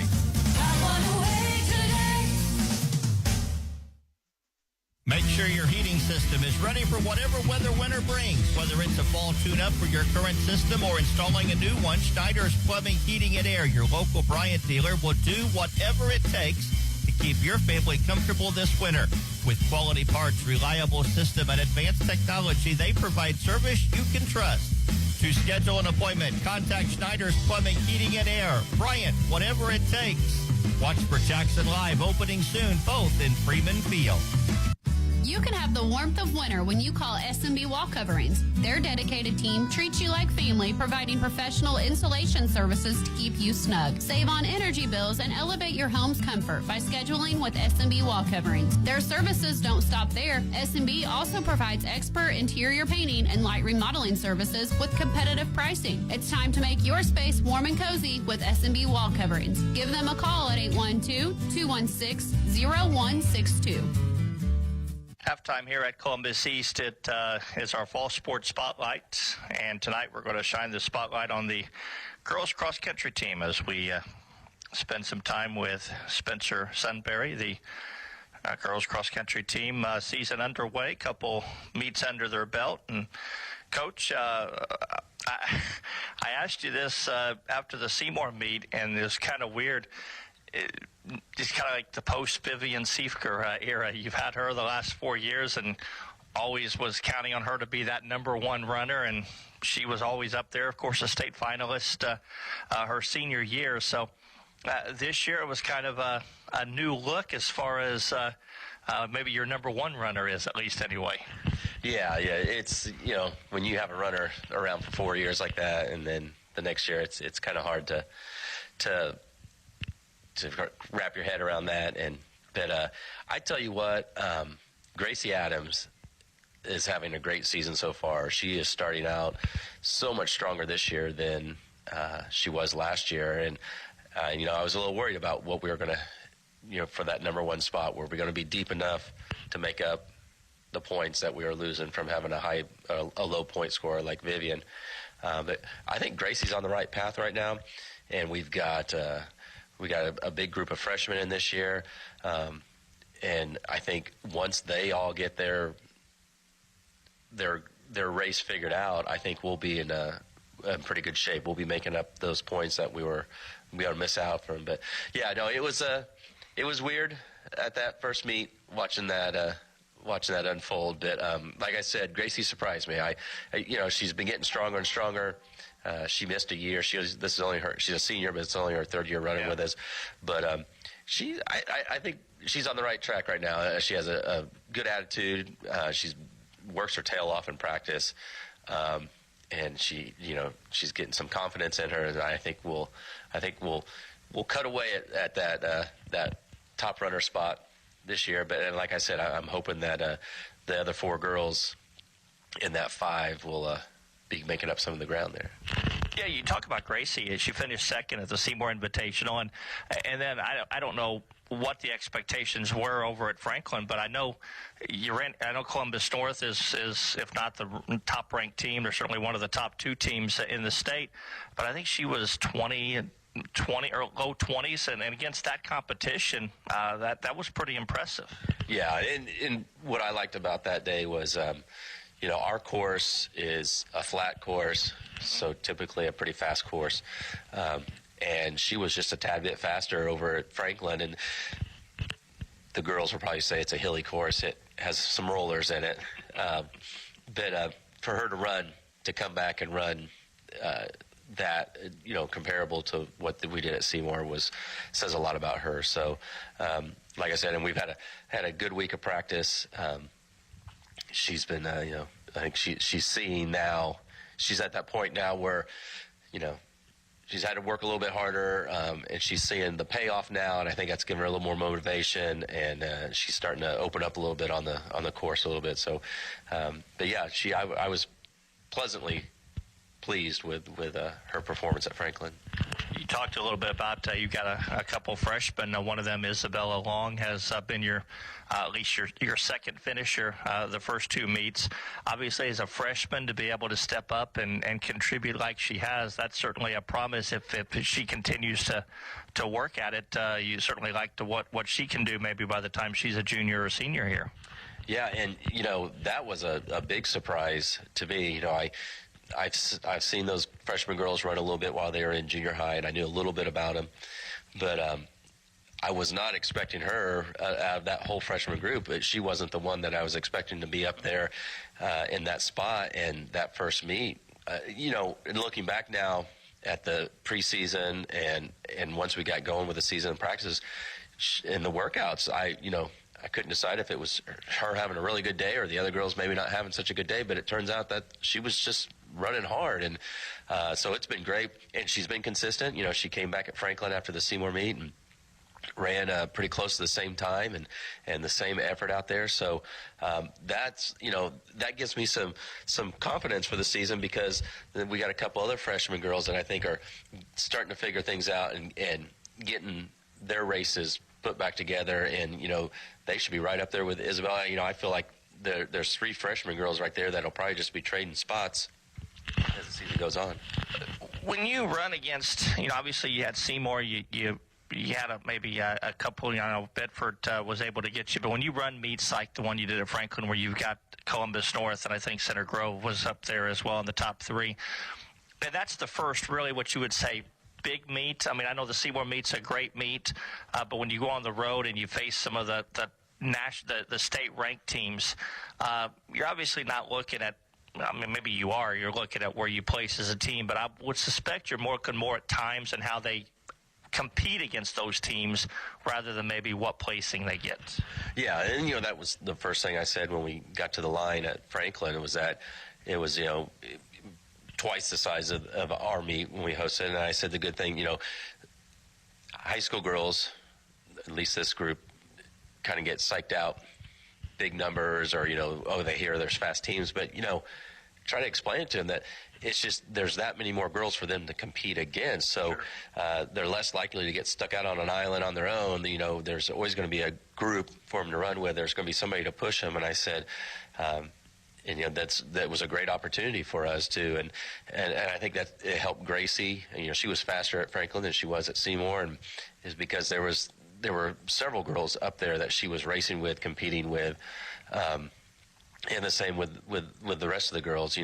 Nobody really got stuck out on an island on their own. And so it's nice going to those big meets. I know the girls sometimes get a little nervous when you hear that there's, Columbus North there, and, they score such low scores at these meets. That's a little intimidating, but, there's somebody there that we can still compete with, even on the Columbus North team, and I think that's a big boost for them to see if, they're running with somebody in their top 5, able to keep pace with them. So I see it as a good thing, and I think the girls afterwards, when they see that they were able to hang in there, I think it's a good boost for them. So I think you finished in the top half. Yeah, we did, and that's about where I was hoping we would be. But like I said, we still haven't. I think Gracie and Isabel have shown where they're going to be, and I think we got 4 or 5 other girls that are still coming into it, whether it's confidence or just finding that race. And once they do, I think the second half of our season is going to look good, because it's a good group of girls, a great group of girls. They're a lot of fun to work with, and just getting their confidence and just them realizing how fast, how good they can be, I think we'll be set. I think Gracie's probably established herself as the number 1, but it sounds like the way you talk is you got 5 or 6 girls that all compete for that 2, 3, 4, 5 runners. As a coach, does that help you as far as when they have to compete against each other in practice? Does that make them better when it comes to race day? Theoretically, yes, that's the way it should be. It should be, and that's one of the frustrating things that every year we have to keep reminding them, and that gets lost on it. I don't want to stress too much that as a competition between teammates, we try to stress them. Hey, this is a good thing, because if you're having a bad day, if one of them passes you, it doesn't mean that you're doing that bad. It's just they're having a good day. Or if you're having a bad day, one of them's going to step up and it's just going to keep pushing them. So yeah, it should be a good motivator, a good bonding moment, but sometimes it can get a little out of hand. But yeah, and like Anne-Marie Schuler, we haven't had her for a meet yet. She's been dealing with some issues with her knee. You get her back there, and at the beginning of the season, I had her picked as probably our number 2 girl, if not number 1. She seemed to be not too far off of Gracie. So you throw her in there, and we got a good competition for our top 5 right there. And like you said, not having that real low scoring number 1, which Gracie I think is working towards, you get a nice group of 4 or 5 other girls running together, that packing up like that's going to help us make up those differences there. So yeah, we've learned over the years that passing a girl at the end or that one placing might make a difference when it comes to advancing out of sectional or regional. We're talking to you a little bit earlier on in the year, so I don't want to really talk too much about conference, because it's a month or 2 away. What do we have coming up as far as meets, and what do you would like to see these girls accomplish over the next couple of meets? Probably their favorite meet of the season, Brown County's coming up next weekend. That's always a good one. A lot of competition there, but they love running on that course. So I look forward to that one, because we've got this 2-week layoff, so to speak, where we didn't have a meet this weekend, and it gives us a chance to get some good mileage in and get some good workouts in, give them a chance to kind of reset and get that hunger for racing again, and then go to Brown County on a fast course and have a good race there. So looking forward to that. And then we follow up with Jennings County, and then we go back over to Bedford, and then we'll have our conference meet. So it's going to go fast here. We don't have a lot of meets, but we kind of like it that way, because it gives us more time to recoup between meets and get some good training in between there. So we've got to make the most of the meets that we do have. And I think you've eliminated the midweek races, correct? Yeah, we are, and actually it's kind of funny. Our meet's the only midweek meet that we have, and that's pretty much around the state. And you don't see a lot of dual meets anymore. But I know some people.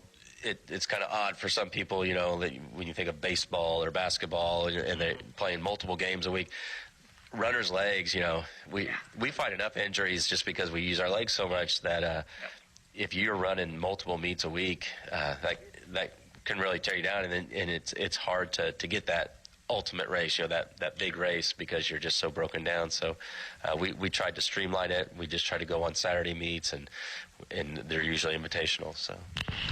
See what I could sit here and talk to you for another 12 minutes. I love talking with you and learning about the sport, but we've reached our allotted time. As always, I appreciate the time. Best of luck next weekend over at Brown County. I think that's also the sectional and semi-state. Is that still the case this year, courses? Well, last year they changed the format for we just go sectional, regional, state.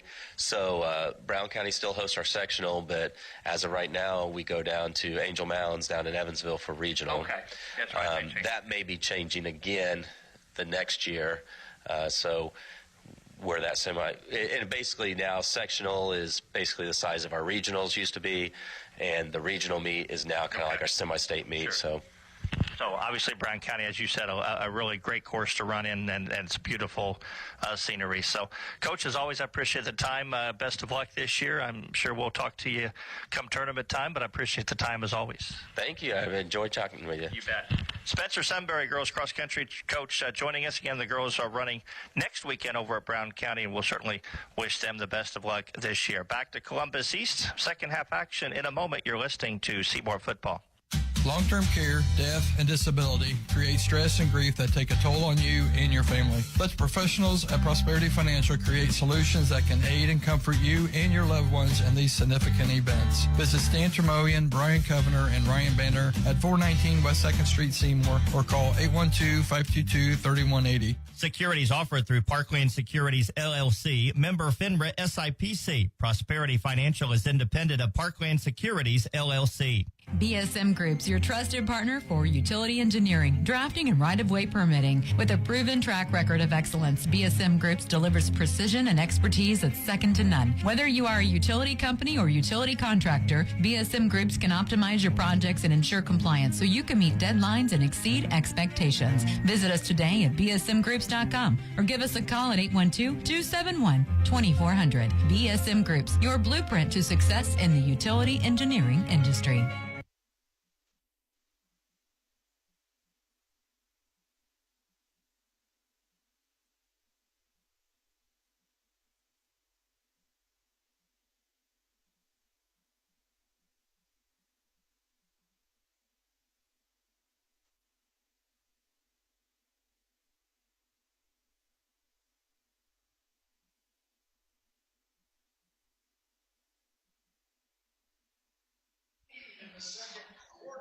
And back here at Columbus East, where we are just about ready for second half action as the Owls trail Columbus East by a score of 23-7. But I guess you take the positives, Jeff, and you got the touchdown drive there at the end of the first half, and hopefully you can build on that and get the ball to start the second half, and we'll see what we can do. But I think this is a very important drive to start the half. Yeah, it absolutely is. You've proven now that you can move the football a little bit. I think we got some good reads out of our quarterback and had some good mesh with our running backs, and hopefully get the passing game going a little bit here and start this second half with another score. And the Owls will get the kickoff. It'll be Christian Guerrera to tee it up at the 40-yard line. Looks like Jalen Johnson and Aaron Holtz back deep for the Owls. Yet along with Lance Hubbard doing the stats, Jeff Claycamp, Jay Hubbard here from Columbus East. Glad you're with us here on 99.3 WCZB. Next Friday night, we're back home as the Owls will host Floyd Central. There's the kick, and it'll once again go to Holtz. At the 10, up to the 20. Across the middle of the 30. 35, 40. 45. Could be. Breaks a tackle across midfield. Down to the 40 and inside the 40 to the 37-yard line. Now that's some good field position again. Once again, the Owls start with great field position, and Aaron Holt that time broke a tackle about the 35-yard line, and he was one tackler away from going the distance. One away from going for 6, and that's hard to do on a kickoff return. It really is. It's been a while since we've returned one for 6. 52-yard kickoff return, and the Owls set up shop at the Columbus East 38-yard line. So we'll see what Seymour can do. A little different formation here. Yeah, they're lined up in a bunch formation in the shotgun. The hand is to Wheeler up the middle. Oh, yeah. And Nicky drives forward across the 35 to the 33-yard line, a pickup of 5, second down and 5. You almost think that Coach Moore maybe challenged his offensive line and says, hey, we're going to bind up in a bunch formation. Yeah. You guys are going to block, and we're going to win this battle. Well, I tell you what, they stepped up to it on that play. Let's see if it continues here. But, yeah, they're in that bunch again. They line up with everybody within the hash marks. Again, right in the shotgun. We'll hand to Wheeler. Get some room Good across hole the there. middle. A nice hole. Tell you what, that offensive line, those two plays blew the defensive line off the ball. Yeah, they broke those holes open, I tell you. That's a pickup of 4. Bring up a 3rd and 1 now, 3rd and inches, basically. Yeah. They need to get to the 28. The ball resting at the 20, the 28 and a half. So about a third and very short. I think you go inside zone once again. Oh, they're going to give us the first, it looks like. They are. Yep, they are. Last minute move the chains. So they do move the chain. So it's 1st and 10. Same formation. Mikey takes the snap. He'll hand to Wheeler. Nick fights his way forward. Picks up another 5 yards, maybe 6. Number 69, who is that? He had a great block there. Blake Stainbrook. Yeah. Blake did a great job there driving his man to the second level. We'll give Nick 6 on that carry. 2nd down and 4. One of these two now the Owls will spread out the formation as well. They'll put 2 receivers to the left. The line Jalen up as an H-back to the left. Wheeler, the setback with Mikey. Mikey will take the snap. He's going to keep it. Yeah. And he's not going to go anywhere. Almost looked like he wanted to run kind of a shovel pass to Jalen, but it was not there. Yeah, they read that one. It's one of those where maybe sometimes you outguess yourself. I think so. I may have stuck with that bunch formation until they stop it. They lose 5, so it brings up a 3rd and 9. Yeah, I probably one of those. Trust me, I don't want to seem like I'm questioning. No, not Coach at all. Moore's decision, but boy, it just seemed like I could see them maybe faking the handoff and maybe allowing Mikey to throw it or throw the little screen, and they will come right back to that bunch formation again. But this time, Mikey in the shotgun. Yep. He's going to keep it, run left in. We're going to get called for a holding penalty. Mikey would have had the first down, but we're going to get a holding penalty, and that's sometimes you get that tackle out on the island, and it becomes evident. Yeah, and the sad part is they've been setting that play up with that inside zone and mesh. So that time Mikey pulled it because they were crashing inside on that running back, and it was there on the left side. We just happened to hold somebody. So the 10-yard penalty, that would have been a first down run for Mikey, but the 10-yard penalty will bring it back. And, boy, this is now we're gaining some big-time momentum, and now it's kind of hit a big thug. 3rd down, we'll call it 3rd and 18. Ball all the way back to the 37-yard line. Got to get to the inside the 20 for the first down. They'll stay in the bunch formation. Jackson and Milliken to the left, Shelley and Johnson to the right. Mikey takes the snap, back to throw. Wants to throw down the field, intended for Shelley, and that should be a flag. There is, indeed. Yes. You know, that was a very well-designed play by our coaching staff. And the blocking, the offensive line did a wonderful job of giving Mikey time. Shelley, and had they not interfered, that could have been a touchdown. Yeah, it could have been. So that'll be a 15-yard penalty, and it won't be an automatic first down, but it'll obviously put the Owls be a 3rd down and 4. So now it's 3rd and 4 at the 23-yard line, so they get 15 of the 19 yards on the penalty. I believe I'd come out in that bunch again. And they will. Nope, they're going to spread them out. 3 receivers to the right. They'll line Mitchell Mellencamp up as a tight end to the left. Wheeler to the left of Mikey. The hand is to Wheeler. He fights his way forward. He's going to be close. I think we're going to get it. The Owls are signaling first down. Let's see where they mark it. All going to be based on the spot of the ball. I think he's going to be short by a half a yard. They're going to bring in our jumbo package. Mason Nugent will come in. It's going to be 4th and inches. Ball resting at the nose of the football, just inside the 20. So we'll call it 4th, officially 1, but it's more 4th and inches. Mikey be under center, maybe a quarterback sneak here. Columbus East bringing a guy up into the flat. They will instead hand to Wheeler, and he's got the first down. All right. So Nick Wheeler gets the first down. Brody Miller came in at that middle linebacker trying to stunt that at the beginning, but Wheeler bounced it to the outside away from Miller. Picks up 2, but that's enough for the first down, and that's a huge first down after being faced with a 3rd and 19, of course, benefited by the 15-yard penalty. Absolutely. So the Owls set up 1st and 10 in the red zone at the 17. Wheeler lines up to the left of right. Mikey back to throw.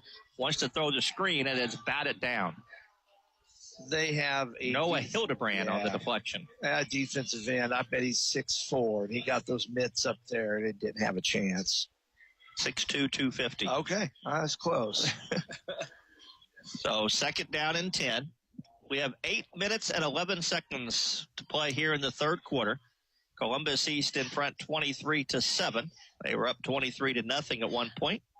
The Owls threatening here with a 2nd and 10 at the East 18-yard line. This time they'll sandwich right, Hawkins and Wheeler. The snap, Mikey wants to run the draw, bounces out to the left, got a little running room, and it will get, we'll see where they mark him out of bounds on that far side. Actually, they're going to get him all the way across the 15, it looks like. They're going to give him down to the 11. We'll call it 6. Give him 7 yards, bring up a 3rd down and 3. 3rd down, but definitely 4 down territory here. Oh, absolutely. Like to get the first down here, but if not, we still have a chance. 3rd and 3, ball right on the 10-yard line. Johnson lines up to the left. Hawkins and Wheeler sandwich Mikey. Shelley and Jackson to the right. There's the snap. Mikey's going to keep it. Bounces it to the left. Scott Ruby's to the 5. He's into the end zone. Touchdown, Seymour. Yeah. Mikey Wright faked the handoff. The linebacker bit. Mikey got around left end. Runs it in for 10 yards, and the Owls will... They're going to kick the field extra point. They don't want to start chasing points, maybe. Yeah. I don't know. But I think you go for the sure thing. Well, nothing's a sure thing. Nothing's a sure thing. But anyway, I don't want to jinx anything. It's a 10-yard touchdown for Mikey Wright. You know, Jay, you said it exactly as it happened. Mikey Wright saw that linebacker bite, so he pulled that and ran the bootleg to the left. Great read by Mikey Wright. Owls will kick it. Mellencamp to snap it. Holt to hold it. Medina to boot it. There's the snap. Ball is down. Kick is away. Kick has plenty of distance, and the kick is good. I'll tell you what, that PAT team, they looked really good right there. Had a great snap. There was no penetration at all. 7:57 to play on the Bob Pointer Family of Dealership scoreboard. It's Columbus East 23, Seymour 14. Back in 30, you're listening to Seymour Football. Since 1900, JC Bank has been committed to giving back. That's why we're thrilled to support our local high school sports teams. JC Bank supports young athletes, helping them reach their potential. Because when our local teams succeed, our communities thrive. For over a century, JC Bank has provided top-notch banking, investments, and trust services. Stop in today and experience the JC Bank difference. Or visit us online at jcbank.com. So Member FDIC, Equal Housing Lender. 38 yards set up by the great kickoff return by Aaron Holt. 10 plays. Took 4:52 off the clock. Mikey Wright, 10-yard touchdown run, extra point good. 7:37 to play. 7:57 to play. Here in the third quarter, it's now Columbus East 23, Seymour 14. You know, our defense appreciates that drive as well. You know, a key to a good defense sometimes is a long drive from the offense. There's the kick by Medina. It will go to the right, picked up by Lawson. He brings it down the sideline. Now he brings it back into the middle across the 30 and will go down shy of the 30-yard line. Good coverage that time by the Owls defense as Trayshawn Hawkins to make the stop first initial hit. And Columbus East will set up 1st and 10 at the 30-yard line. See if they're going to put it right down on the 30. So see what the Owls defense can do here to open up after the Owls offense gets the scoring going here in the second half. Tyson Villarreal, the quarterback. Receivers lined up at either side. This time, 2 running backs in the backfield with him. Thomas Hoopy. And the hand is to Hoopy. Right up the middle. It's got a big yardage across the 35 and up to the 40-yard line. That's close to a first down carry. We'll call it 11 on the carry, and indeed it is a first down. Big hole that time for Thomas Hoopy. Yeah, that one, their offensive line did a nice job and opened up a big hole for him. Again, they split the running backs, Hoopy, and J.D. Rodert is the other running back, and it's going to be Rodert to get the carry. He gets it across the left end, and the Owls stuff him pretty nicely after a pickup of about 2. Mitchell Mellencamp was in on that one. It looks like Jackson Brock came up hard on that as well. They'll give him 2 yards on the play for a second down east at the 42-yard line. Haven't seen this formation out of them all night, the 2 running back sets. Probably setting up some play action coming here soon with it. And they'll set a receiver out to the left. That is Cam Herron.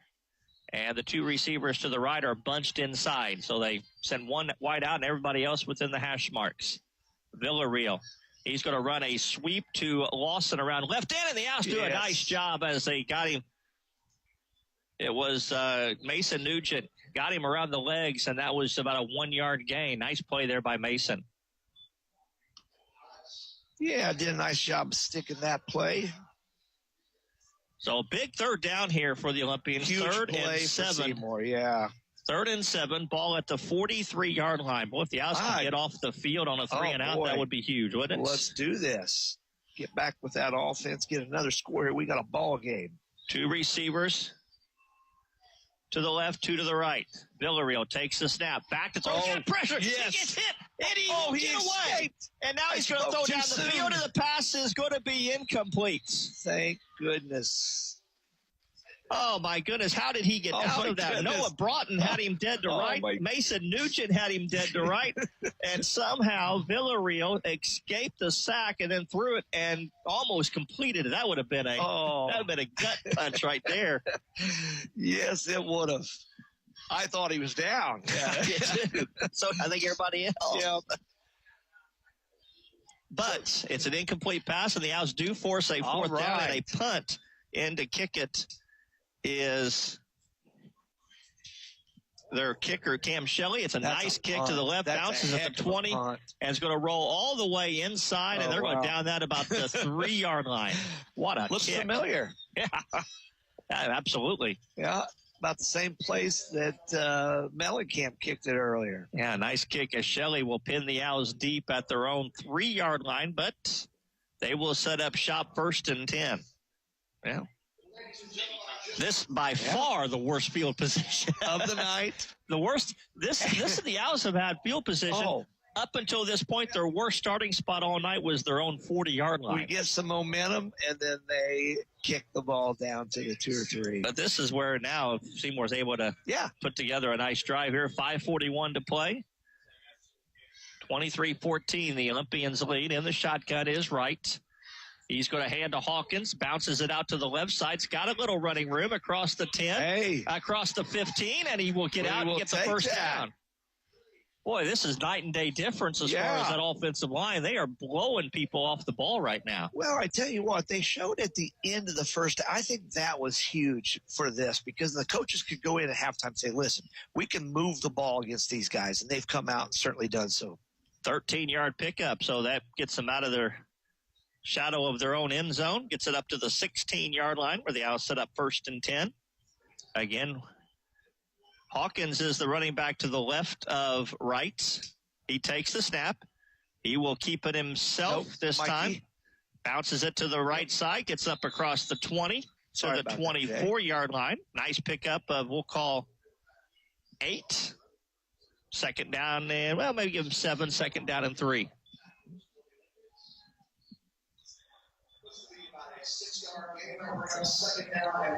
Yeah, this would definitely be huge if we could march the ball down the field. It would keep our defense off the field a little bit, give them a little bit of a break here.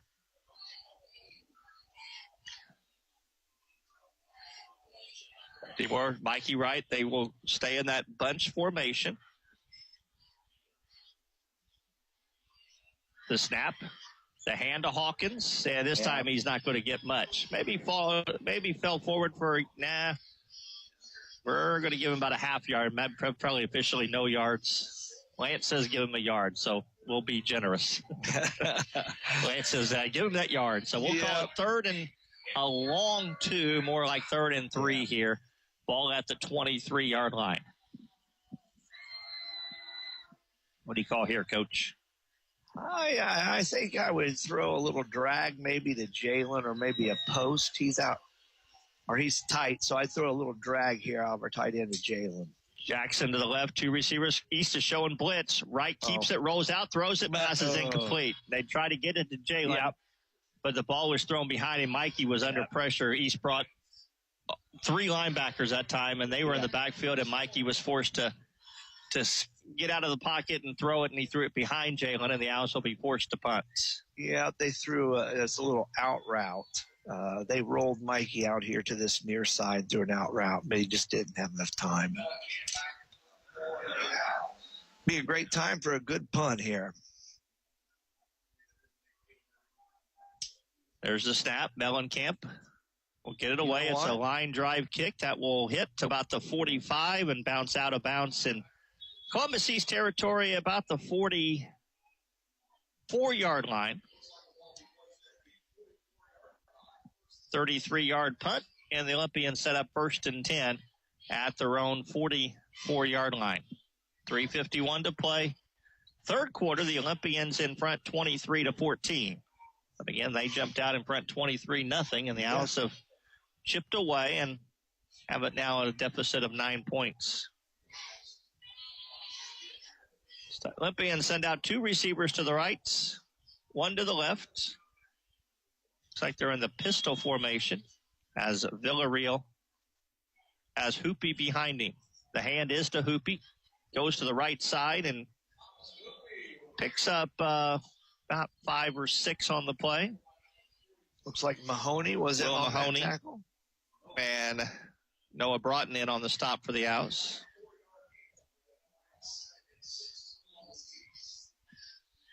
Second down and 6 after a pickup of 4. Ball resting at the 48-yard line. Lawson and Heron go out right. Brooks to the left. Shotgun, Villarreal with J.D. Rodert back there with him this time. Rodert will get the carry. Goes to the right side.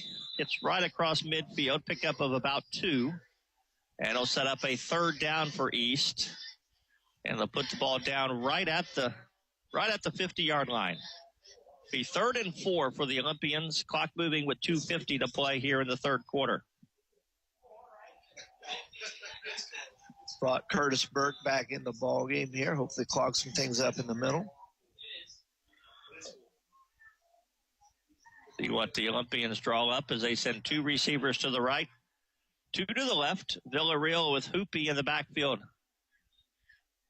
Play clock down to 3. Takes the snap.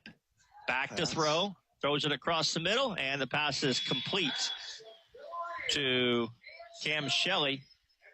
And that's good enough for an East first down down to the 33-yard line. That was just a nice hard pass. I know, and Jackson Brock has kind of beaten himself up over that, but he just a split second earlier, and he's got that defended well. Just a heck of a play by the offense. 17-yard pass play that time, and Olympians a first down at the 33-yard line. 3 receivers come to the left, 1 to the right. Villarreal calling out some signals there at the line. Hoopy lined up to his left. A snap back to throw. Pass is complete to Brooks. Brooks at the 20 to the 15. Breaks a tackle and is going to take it into the end zone. So the Olympians score on a 33 3-yard pass play. That one right there where Jared Brooks caught it about the 20, broke broke a couple tackles at the 15, and then went into the end zone for the score, and the Olympians go back up 29-14, and they'll attempt the extra point. 4th touchdown pass of the night for Kyson Villarreal. He throws a really good ball. Really does. And the kick is up, and the kick is good. On the Bob Pointer Family of Dealerships scoreboard, 1:42 to play. 3rd quarter, it's Columbus East 30, Seymour 14. Back in 30 seconds, you're listening to Seymour Football. The doctors at Connor Smith Eye Center in Seymour are proud to have cared for the vision needs of the community since 1998. From children to senior citizens, from a first eye exam to specialized eye care, Connor Smith Eye Center is here for you. Don't miss your yearly exam. Make your appointment today. Connor Smith Eye Center, 812-524-3937. See your future clearly.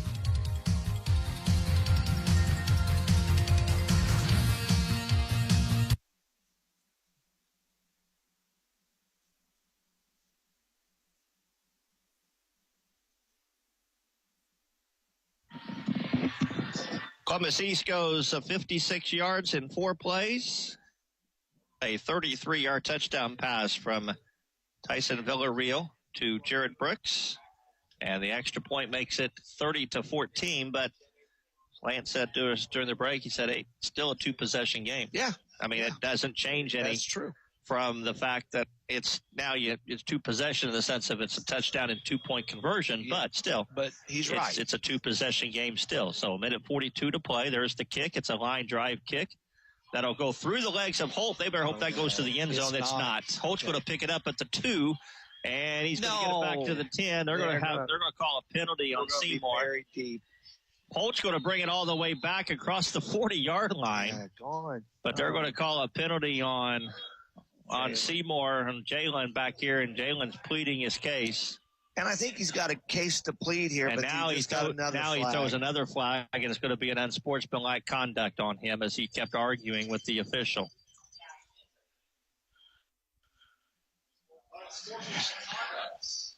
The thing about this is, and I'll say it, the penalty is, they threw the penalty flag at the 4-yard line, right? Yeah. So it's half the distance from there. Yeah. The penalty for unsportsmanlike will be half the penalty.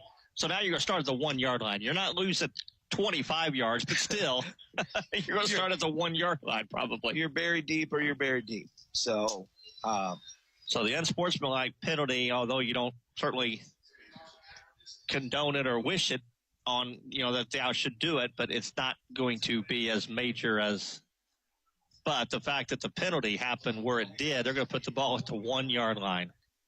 It was a block where the kid turned and looked, and I thought he got front, but the official obviously doesn't agree with that. So the Owls are going to go to their power set at the 1-yard line. They'll bring in Nuisance, Mellencamp. They're going to try just to push this ball up and get some breathing room here. And now we got a whistle.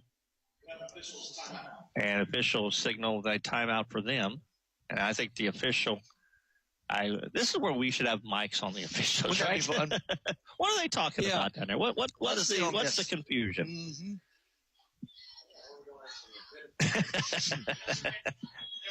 Clock operator right next to me said, where are we going to eat tonight? Let's open after the game's over. I like that. All right, now we're set at the 1-yard line. And Mikey's going to hand it right up the middle to, I believe that was Wheeler. And it was Nick. And he gets a couple yards. We'll move it out to the 4-yard line. Give him 3. 2nd down and 7. And now the Owls will go back to their more traditional formation as Nugent, Wheeler, and Mellencamp come out. Shelley, Milliken, and Jackson go in. 2nd down and 7. Ball is at the 4-yard line. Clock has moved under a minute here in quarter number 3.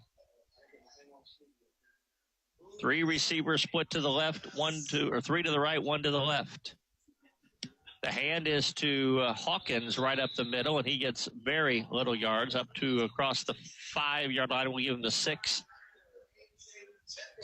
Bring up a 3rd down and 6 for the Owls. And the play clock is 1 second, or the play clock is 1 second ahead of the game clock. So the Owls will have to run a play here in the 3rd quarter.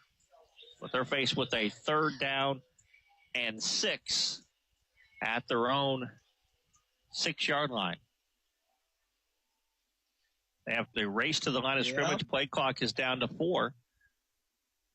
Mikey takes the snap, back to throw, rolls out to the left. Better get rid of it. He's in the end zone. He throws it down the field. Pass is caught by Johnson, and he makes the catch. Play.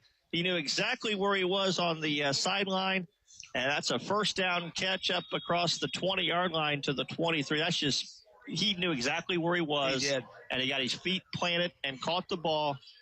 It's a 17-yard pass play on the last play of the quarter, and the Owls will have a 1st down at their own 22 when we start the 4th quarter. 3 quarters in the books on the Bob Pointer Family of Dealership scoreboard. It's Columbus East 30, Seymour 14. Back in 60 seconds, you're listening to Seymour Football on 99.3 WCZB. Many companies already rely on Saiho Insurance Services to connect them with high-quality, innovative, and affordable health care. Hi, I'm John Sattler Jr. with Saiho Insurance Services. And not only do we provide flexible and affordable health benefit solutions for companies of all sizes, we also offer a wide range of products and services, including comprehensive third-party administration, fully insured plan options, and a local support staff, among many others. Let our local team help your employee navigate their healthcare needs today. Call us at 812-378-7070 or visit saiho.org today. There's something different about a community financial institution. It's the comfort you feel knowing you'll receive personalized service and financial products that fit your lifestyle.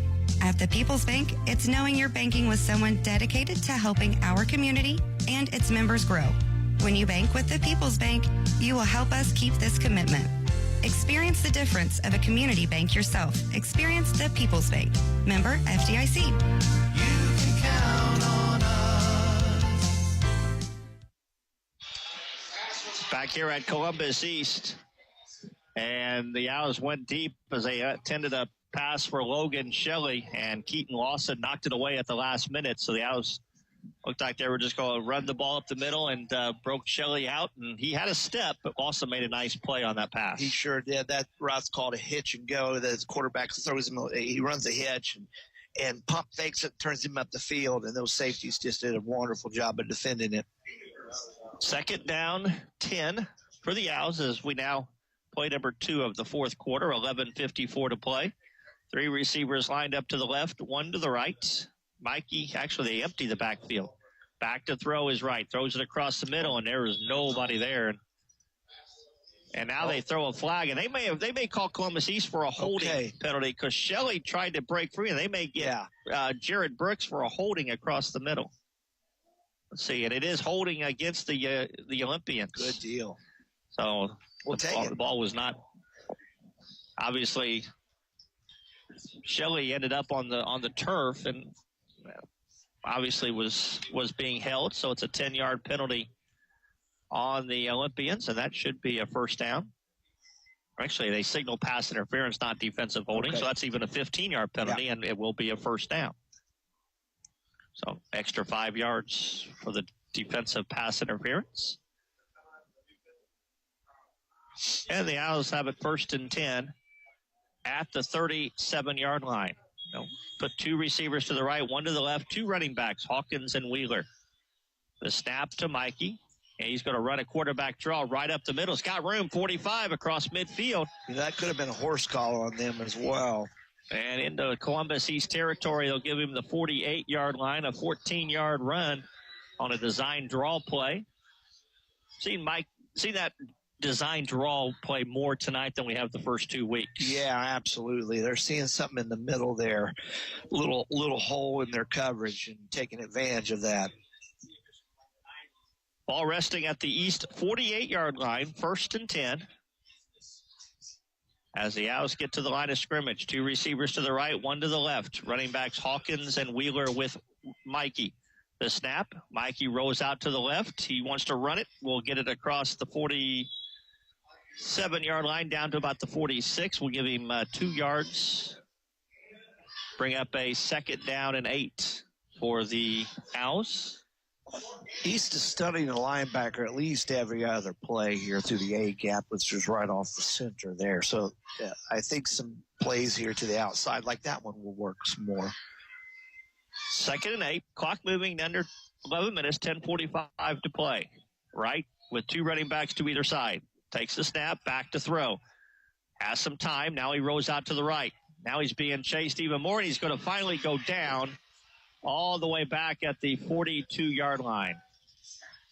That was a coverage sack there. He had plenty of time. The coverage was so good. He was a little indecisive there and led to the sack. Loss of 11, and that'll bring it all the way back to the 43-yard line and bring up a 3rd down and 20. In that case, though, where he just needs to throw that ball out of bounds, throw it away. Throw it away, or you just run the ball. Just can't take a 12-yard sack there, I don't think.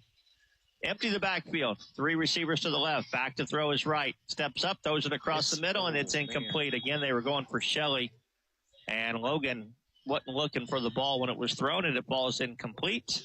And it'll bring up a 4th down, and the Owls will send out Mellencamp and look like they're going to punt it away. So a drive that started at their own 1-yard line, got up across the east territory, but the sack hurts, and it will force the Owls into a punting situation with 9:50 to play here in the 4th quarter. Yeah, Mikey's very athletic and a lot of times can get away from those defenders, but that time he just couldn't, took a big loss. There's a snap. Mellencamp will boot it away, a nice high kick. That will hit at the 20. This will take a huge bounce and go into the end zone. So the distance was good. Yep. The net not quite as good as that time. It took an east bounce big time, and it rose into the end zone. And the Olympians will take over 1st and 10 at their own 20-yard line with 9:41 to play, up by 16, 30-14. And now you think that they may try to run some clock here on this drive. They call this ground chuck. Run it on the ground. Let's eat up that clock. You definitely think they will do that here. So the Olympians will come to the line of scrimmage. They'll line up 3 receivers to the left. Still come in the spread formation. Actually, they'll empty the backfield as Hoopy lines up as an H-back to the right. Would be surprised to see Villarreal keep it himself or bring Hoopy in motion, which he does. Yep, and Villarreal is going to have a straight run and a nice defensive play on that left end. Good call, Jay. You're right. Yep, yeah. James Scruggs was in at the quarterback position, kind of a wildcat position. And who made that tackle anyway on the left end? Mahoney. Will Mahoney. That was a great tackle by Will. It really was. 1-yard loss. So they brought in James Scruggs, a 5'9" freshman, and now Villarreal will be back in the lineup. Scruggs is 165, and Villarreal is 225. I didn't notice the difference. Shame on me. Well, Jay, we are getting old here. This time the hand is to Rodert. He will bounce it out to the left side, and the Owls pin him in nicely. They don't allow him to get back to the line of scrimmage. Right at the original line of scrimmage, maybe even a half-yard loss. We'll call it 3rd and 11. Nice play that time by Noah Broughton as he brought him down, bouncing it out. Thing for the bad thing is taking some time off the clock as this particular 2-run plays, and we now move under. At time this ball will be snapped, about 8:20 to play. Now only down 2 possessions, but need to come up with a stop here. Be good to come up with a stop, force a punt, and try to get a score here in this next possession. Villarreal back to throw. Bootlegs out to the left, throws it, passes caught, incomplete, dropped. Jalen Johnson on the coverage. Pass was intended for Shelley. And that'll bring up a 4th down, and the Olympians will be forced to punt. 8:07 to play here in the 4th quarter. So a nice job by the Owls defense to get a 3-and-out and force the punt. A stingy Owls defense on that drive. Cam Shelley is the punter. Got Holt and Milliken back. Holt and Milliken are back for the Owls, standing at the 50-yard line. There's the snap. Kick is a low line drive kick that'll bounce, and Holt will not pick it up, and it's going to bounce all the way inside the 35-yard line down to the 32.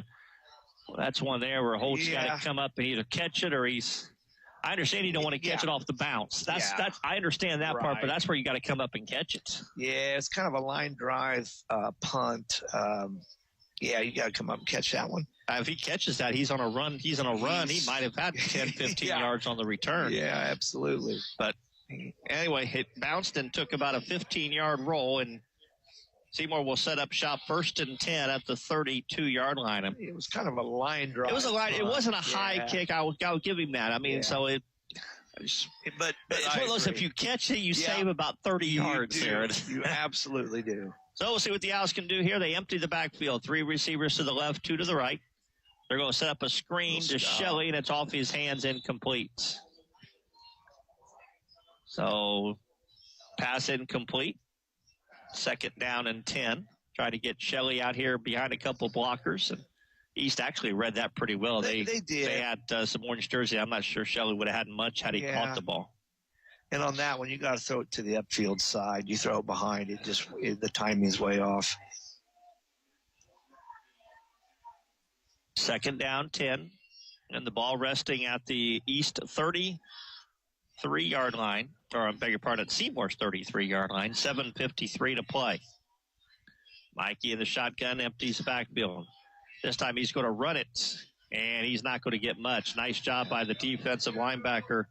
Zach Foster came up and tripped him out. When they emptied the backfield, and he took a step back and then ran. It was a design quarterback draw, and Foster read that nicely. Yeah, 2 times that plays really worked, so definitely I see why they went back to it, but he just read it well. Their defense closes on the football very quickly. They've got some good athletes out here on the field, and they close very quickly on their tackles. So we got a 3rd down and 10. Ball resting at the 32-yard line. Again, empty the backfield. 3 receivers to the left and 2 to the right. The snap to Mikey, and before the snap is made, I believe the Owls took a timeout. Oh, good. They did. Timeout on the field. 7:05 to play, 4th quarter. It's Columbus East 30, Seymour 14, back in 30. You're listening to Seymour Football. When you buy insurance, you are buying more than just a policy. You're buying the service that goes with that policy. I'm Lance Gentry, partner at Beatty Insurance. Since 1863, the staff at Beatty Insurance has been providing unparalleled service to our customers and to our community. We live here, we are active in local organizations that give back, and we love serving you. Beatty Insurance offers business, homeowners, auto, farm, and life insurance. Call Beatty Insurance for a quote today at 812-522-5640 or check out our website at beattyinsurance.com. Beatty Insurance. We are here when you need us.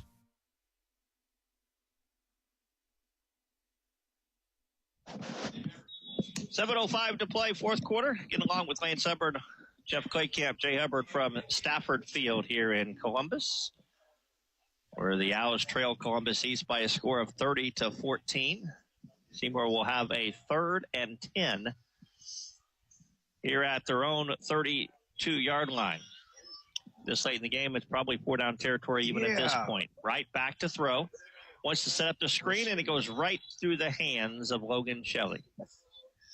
That time they had the screen set up, and it actually looked like it was set up nicely, and Logan tried to run before he caught it. He sure did. Yeah.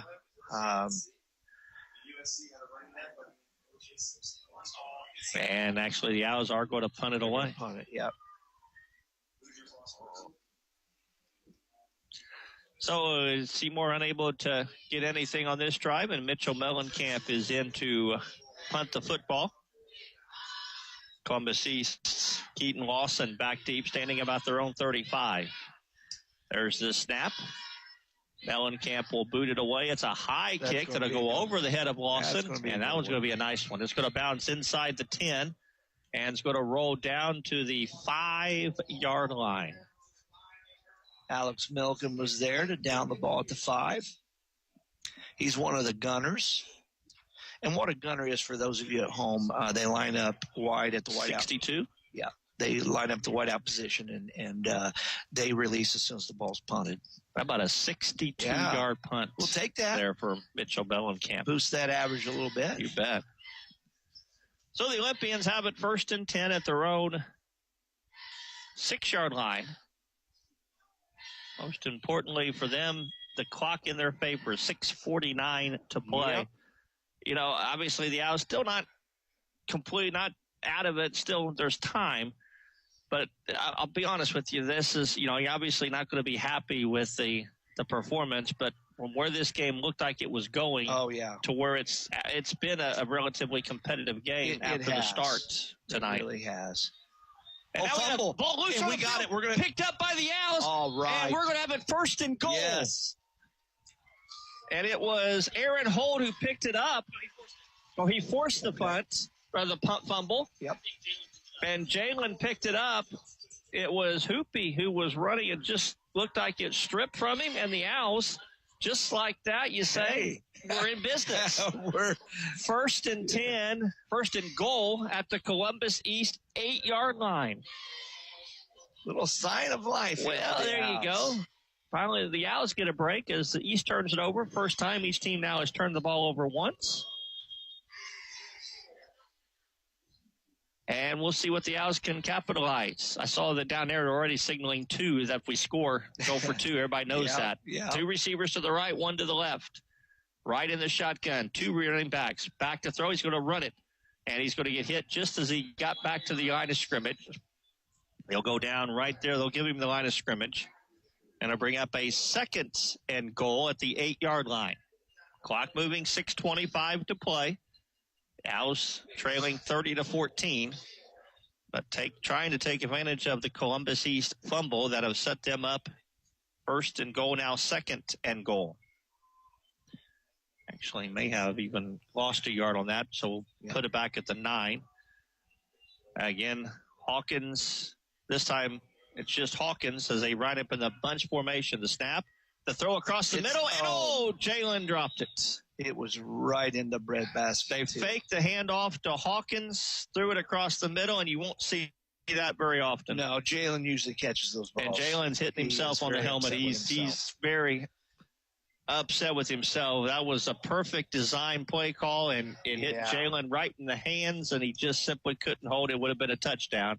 It was a very beautiful play call in that. We've been having some success right up the middle with that. They faked that and threw it to him on the seam there, and just he couldn't come up with it. So it's 3rd and goal. Again, Mikey, this time they try to run the ball right up the middle, and Wheeler gets stuffed for about a 2-yard gain. Tried to surprise him with a draw play. And I'll bring up a 4th and goal. And the Owls, they may take a timeout here. We'll see. It's 4th down and goal, and I'm not sure what the discussion is right now. They're going to bring in Milliken and take out Wheeler. Okay, I think they're just discussing on the play call as well. The play clock is down to 9, and they just break the huddle. You don't want to take a penalty here. Yeah. Play clock is down to 4. Seymour's already taken a timeout, down to 2. Got to get the snap away. They do. Right rolls to the left. He looks, throws it back into the end zone, and it's incomplete as it's overthrown. And the Owls waste a golden opportunity that time as they had it 1st and goal, and they cannot score. And the Olympians will take over 1st and 10 at their own 7-yard line, and that may have been the final straw right there. Very well may have been. Had a touchdown, and again, you won't see Jalen Johnson drop the ball very often at all. He's still, and they're still trying to keep his head focused. He is just beating himself up over that. But Olympians have it 1st and 10 at their own 7-yard line with 5:05 to play. In the shotgun is Villarreal. He's going to hand to Hoopy, and And I will say Jalen came in and helped make a big play there. Hoople gets it up to the 10-yard line, a pickup of 3, 2nd down and 7. But again, clock moves under 5 minutes to play.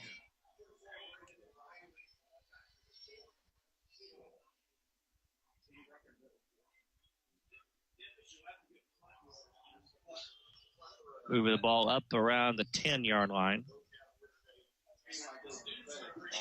And again, East is taking as much time as they can off the game clock. Play clock is down to 5.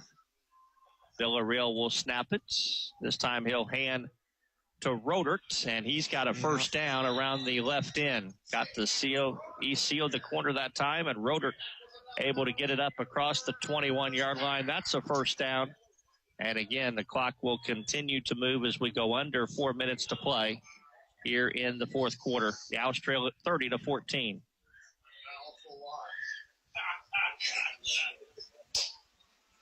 I don't think so.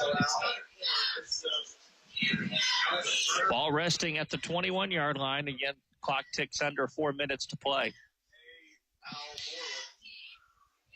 And they run the play clock down to 4, down to 3, down to 2.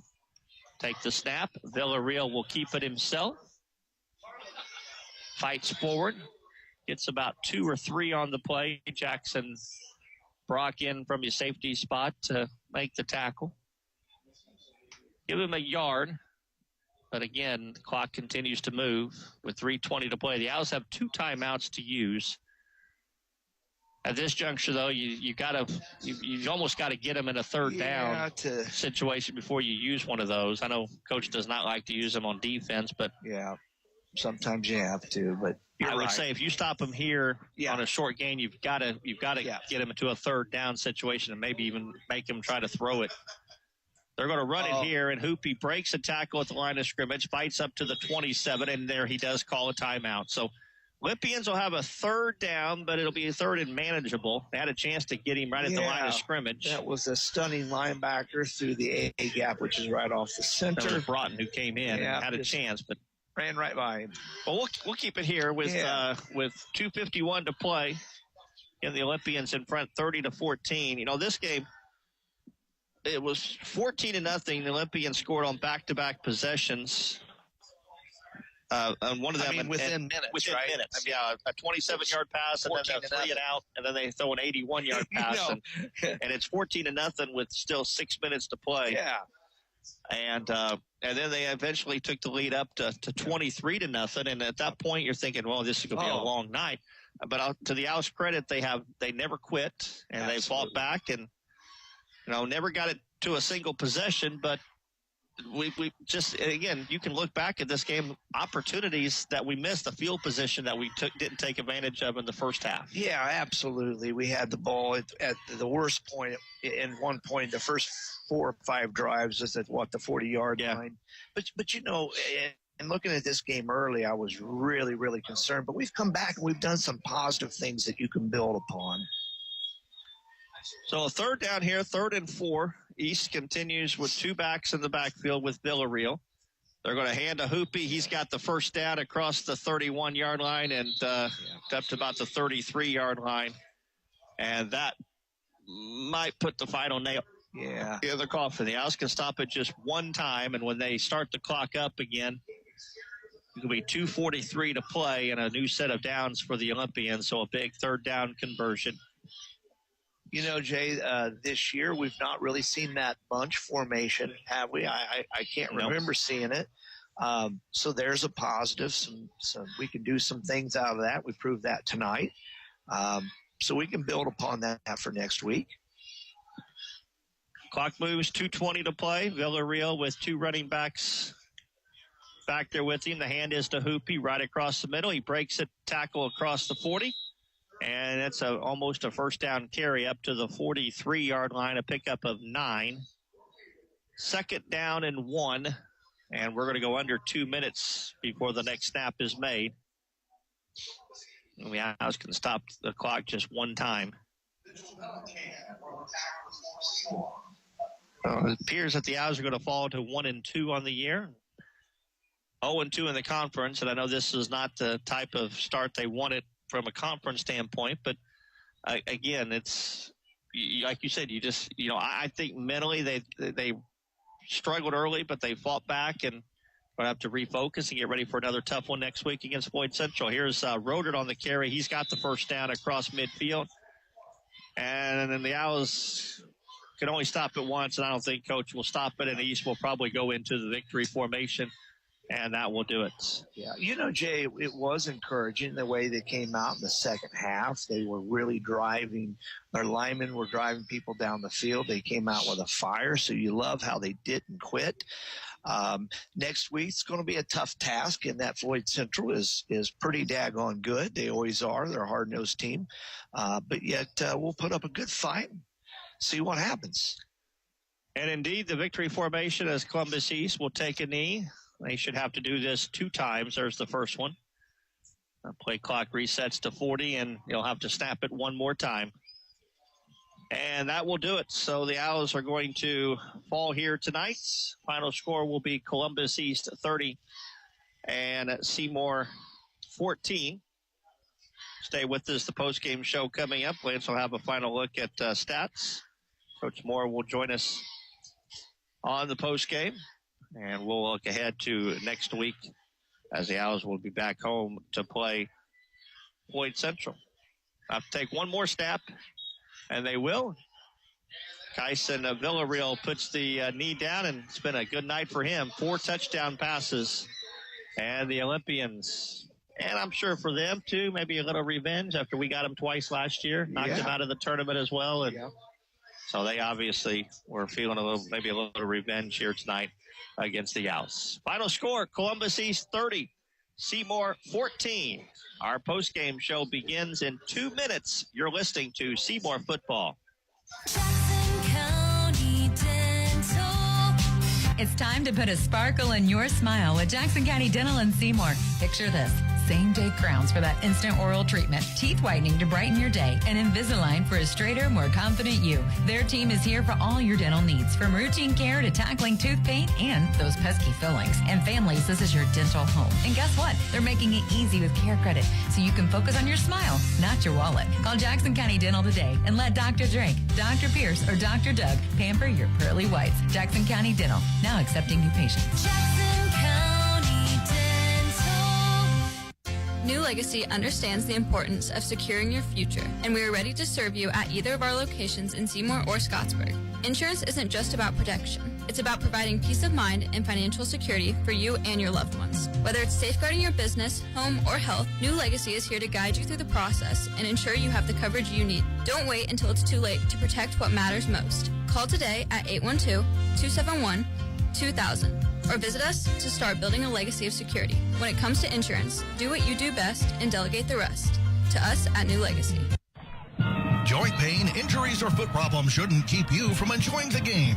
From athletic training to rehab to leading-edge surgical care, the specialists at Schneck Orthopedics and Sports Medicine help athletes of all ages get back in the game. And for quick injury relief, the walk-in clinic in our Seymour office is available Monday through Friday, 8:30 to 11:30 a.m.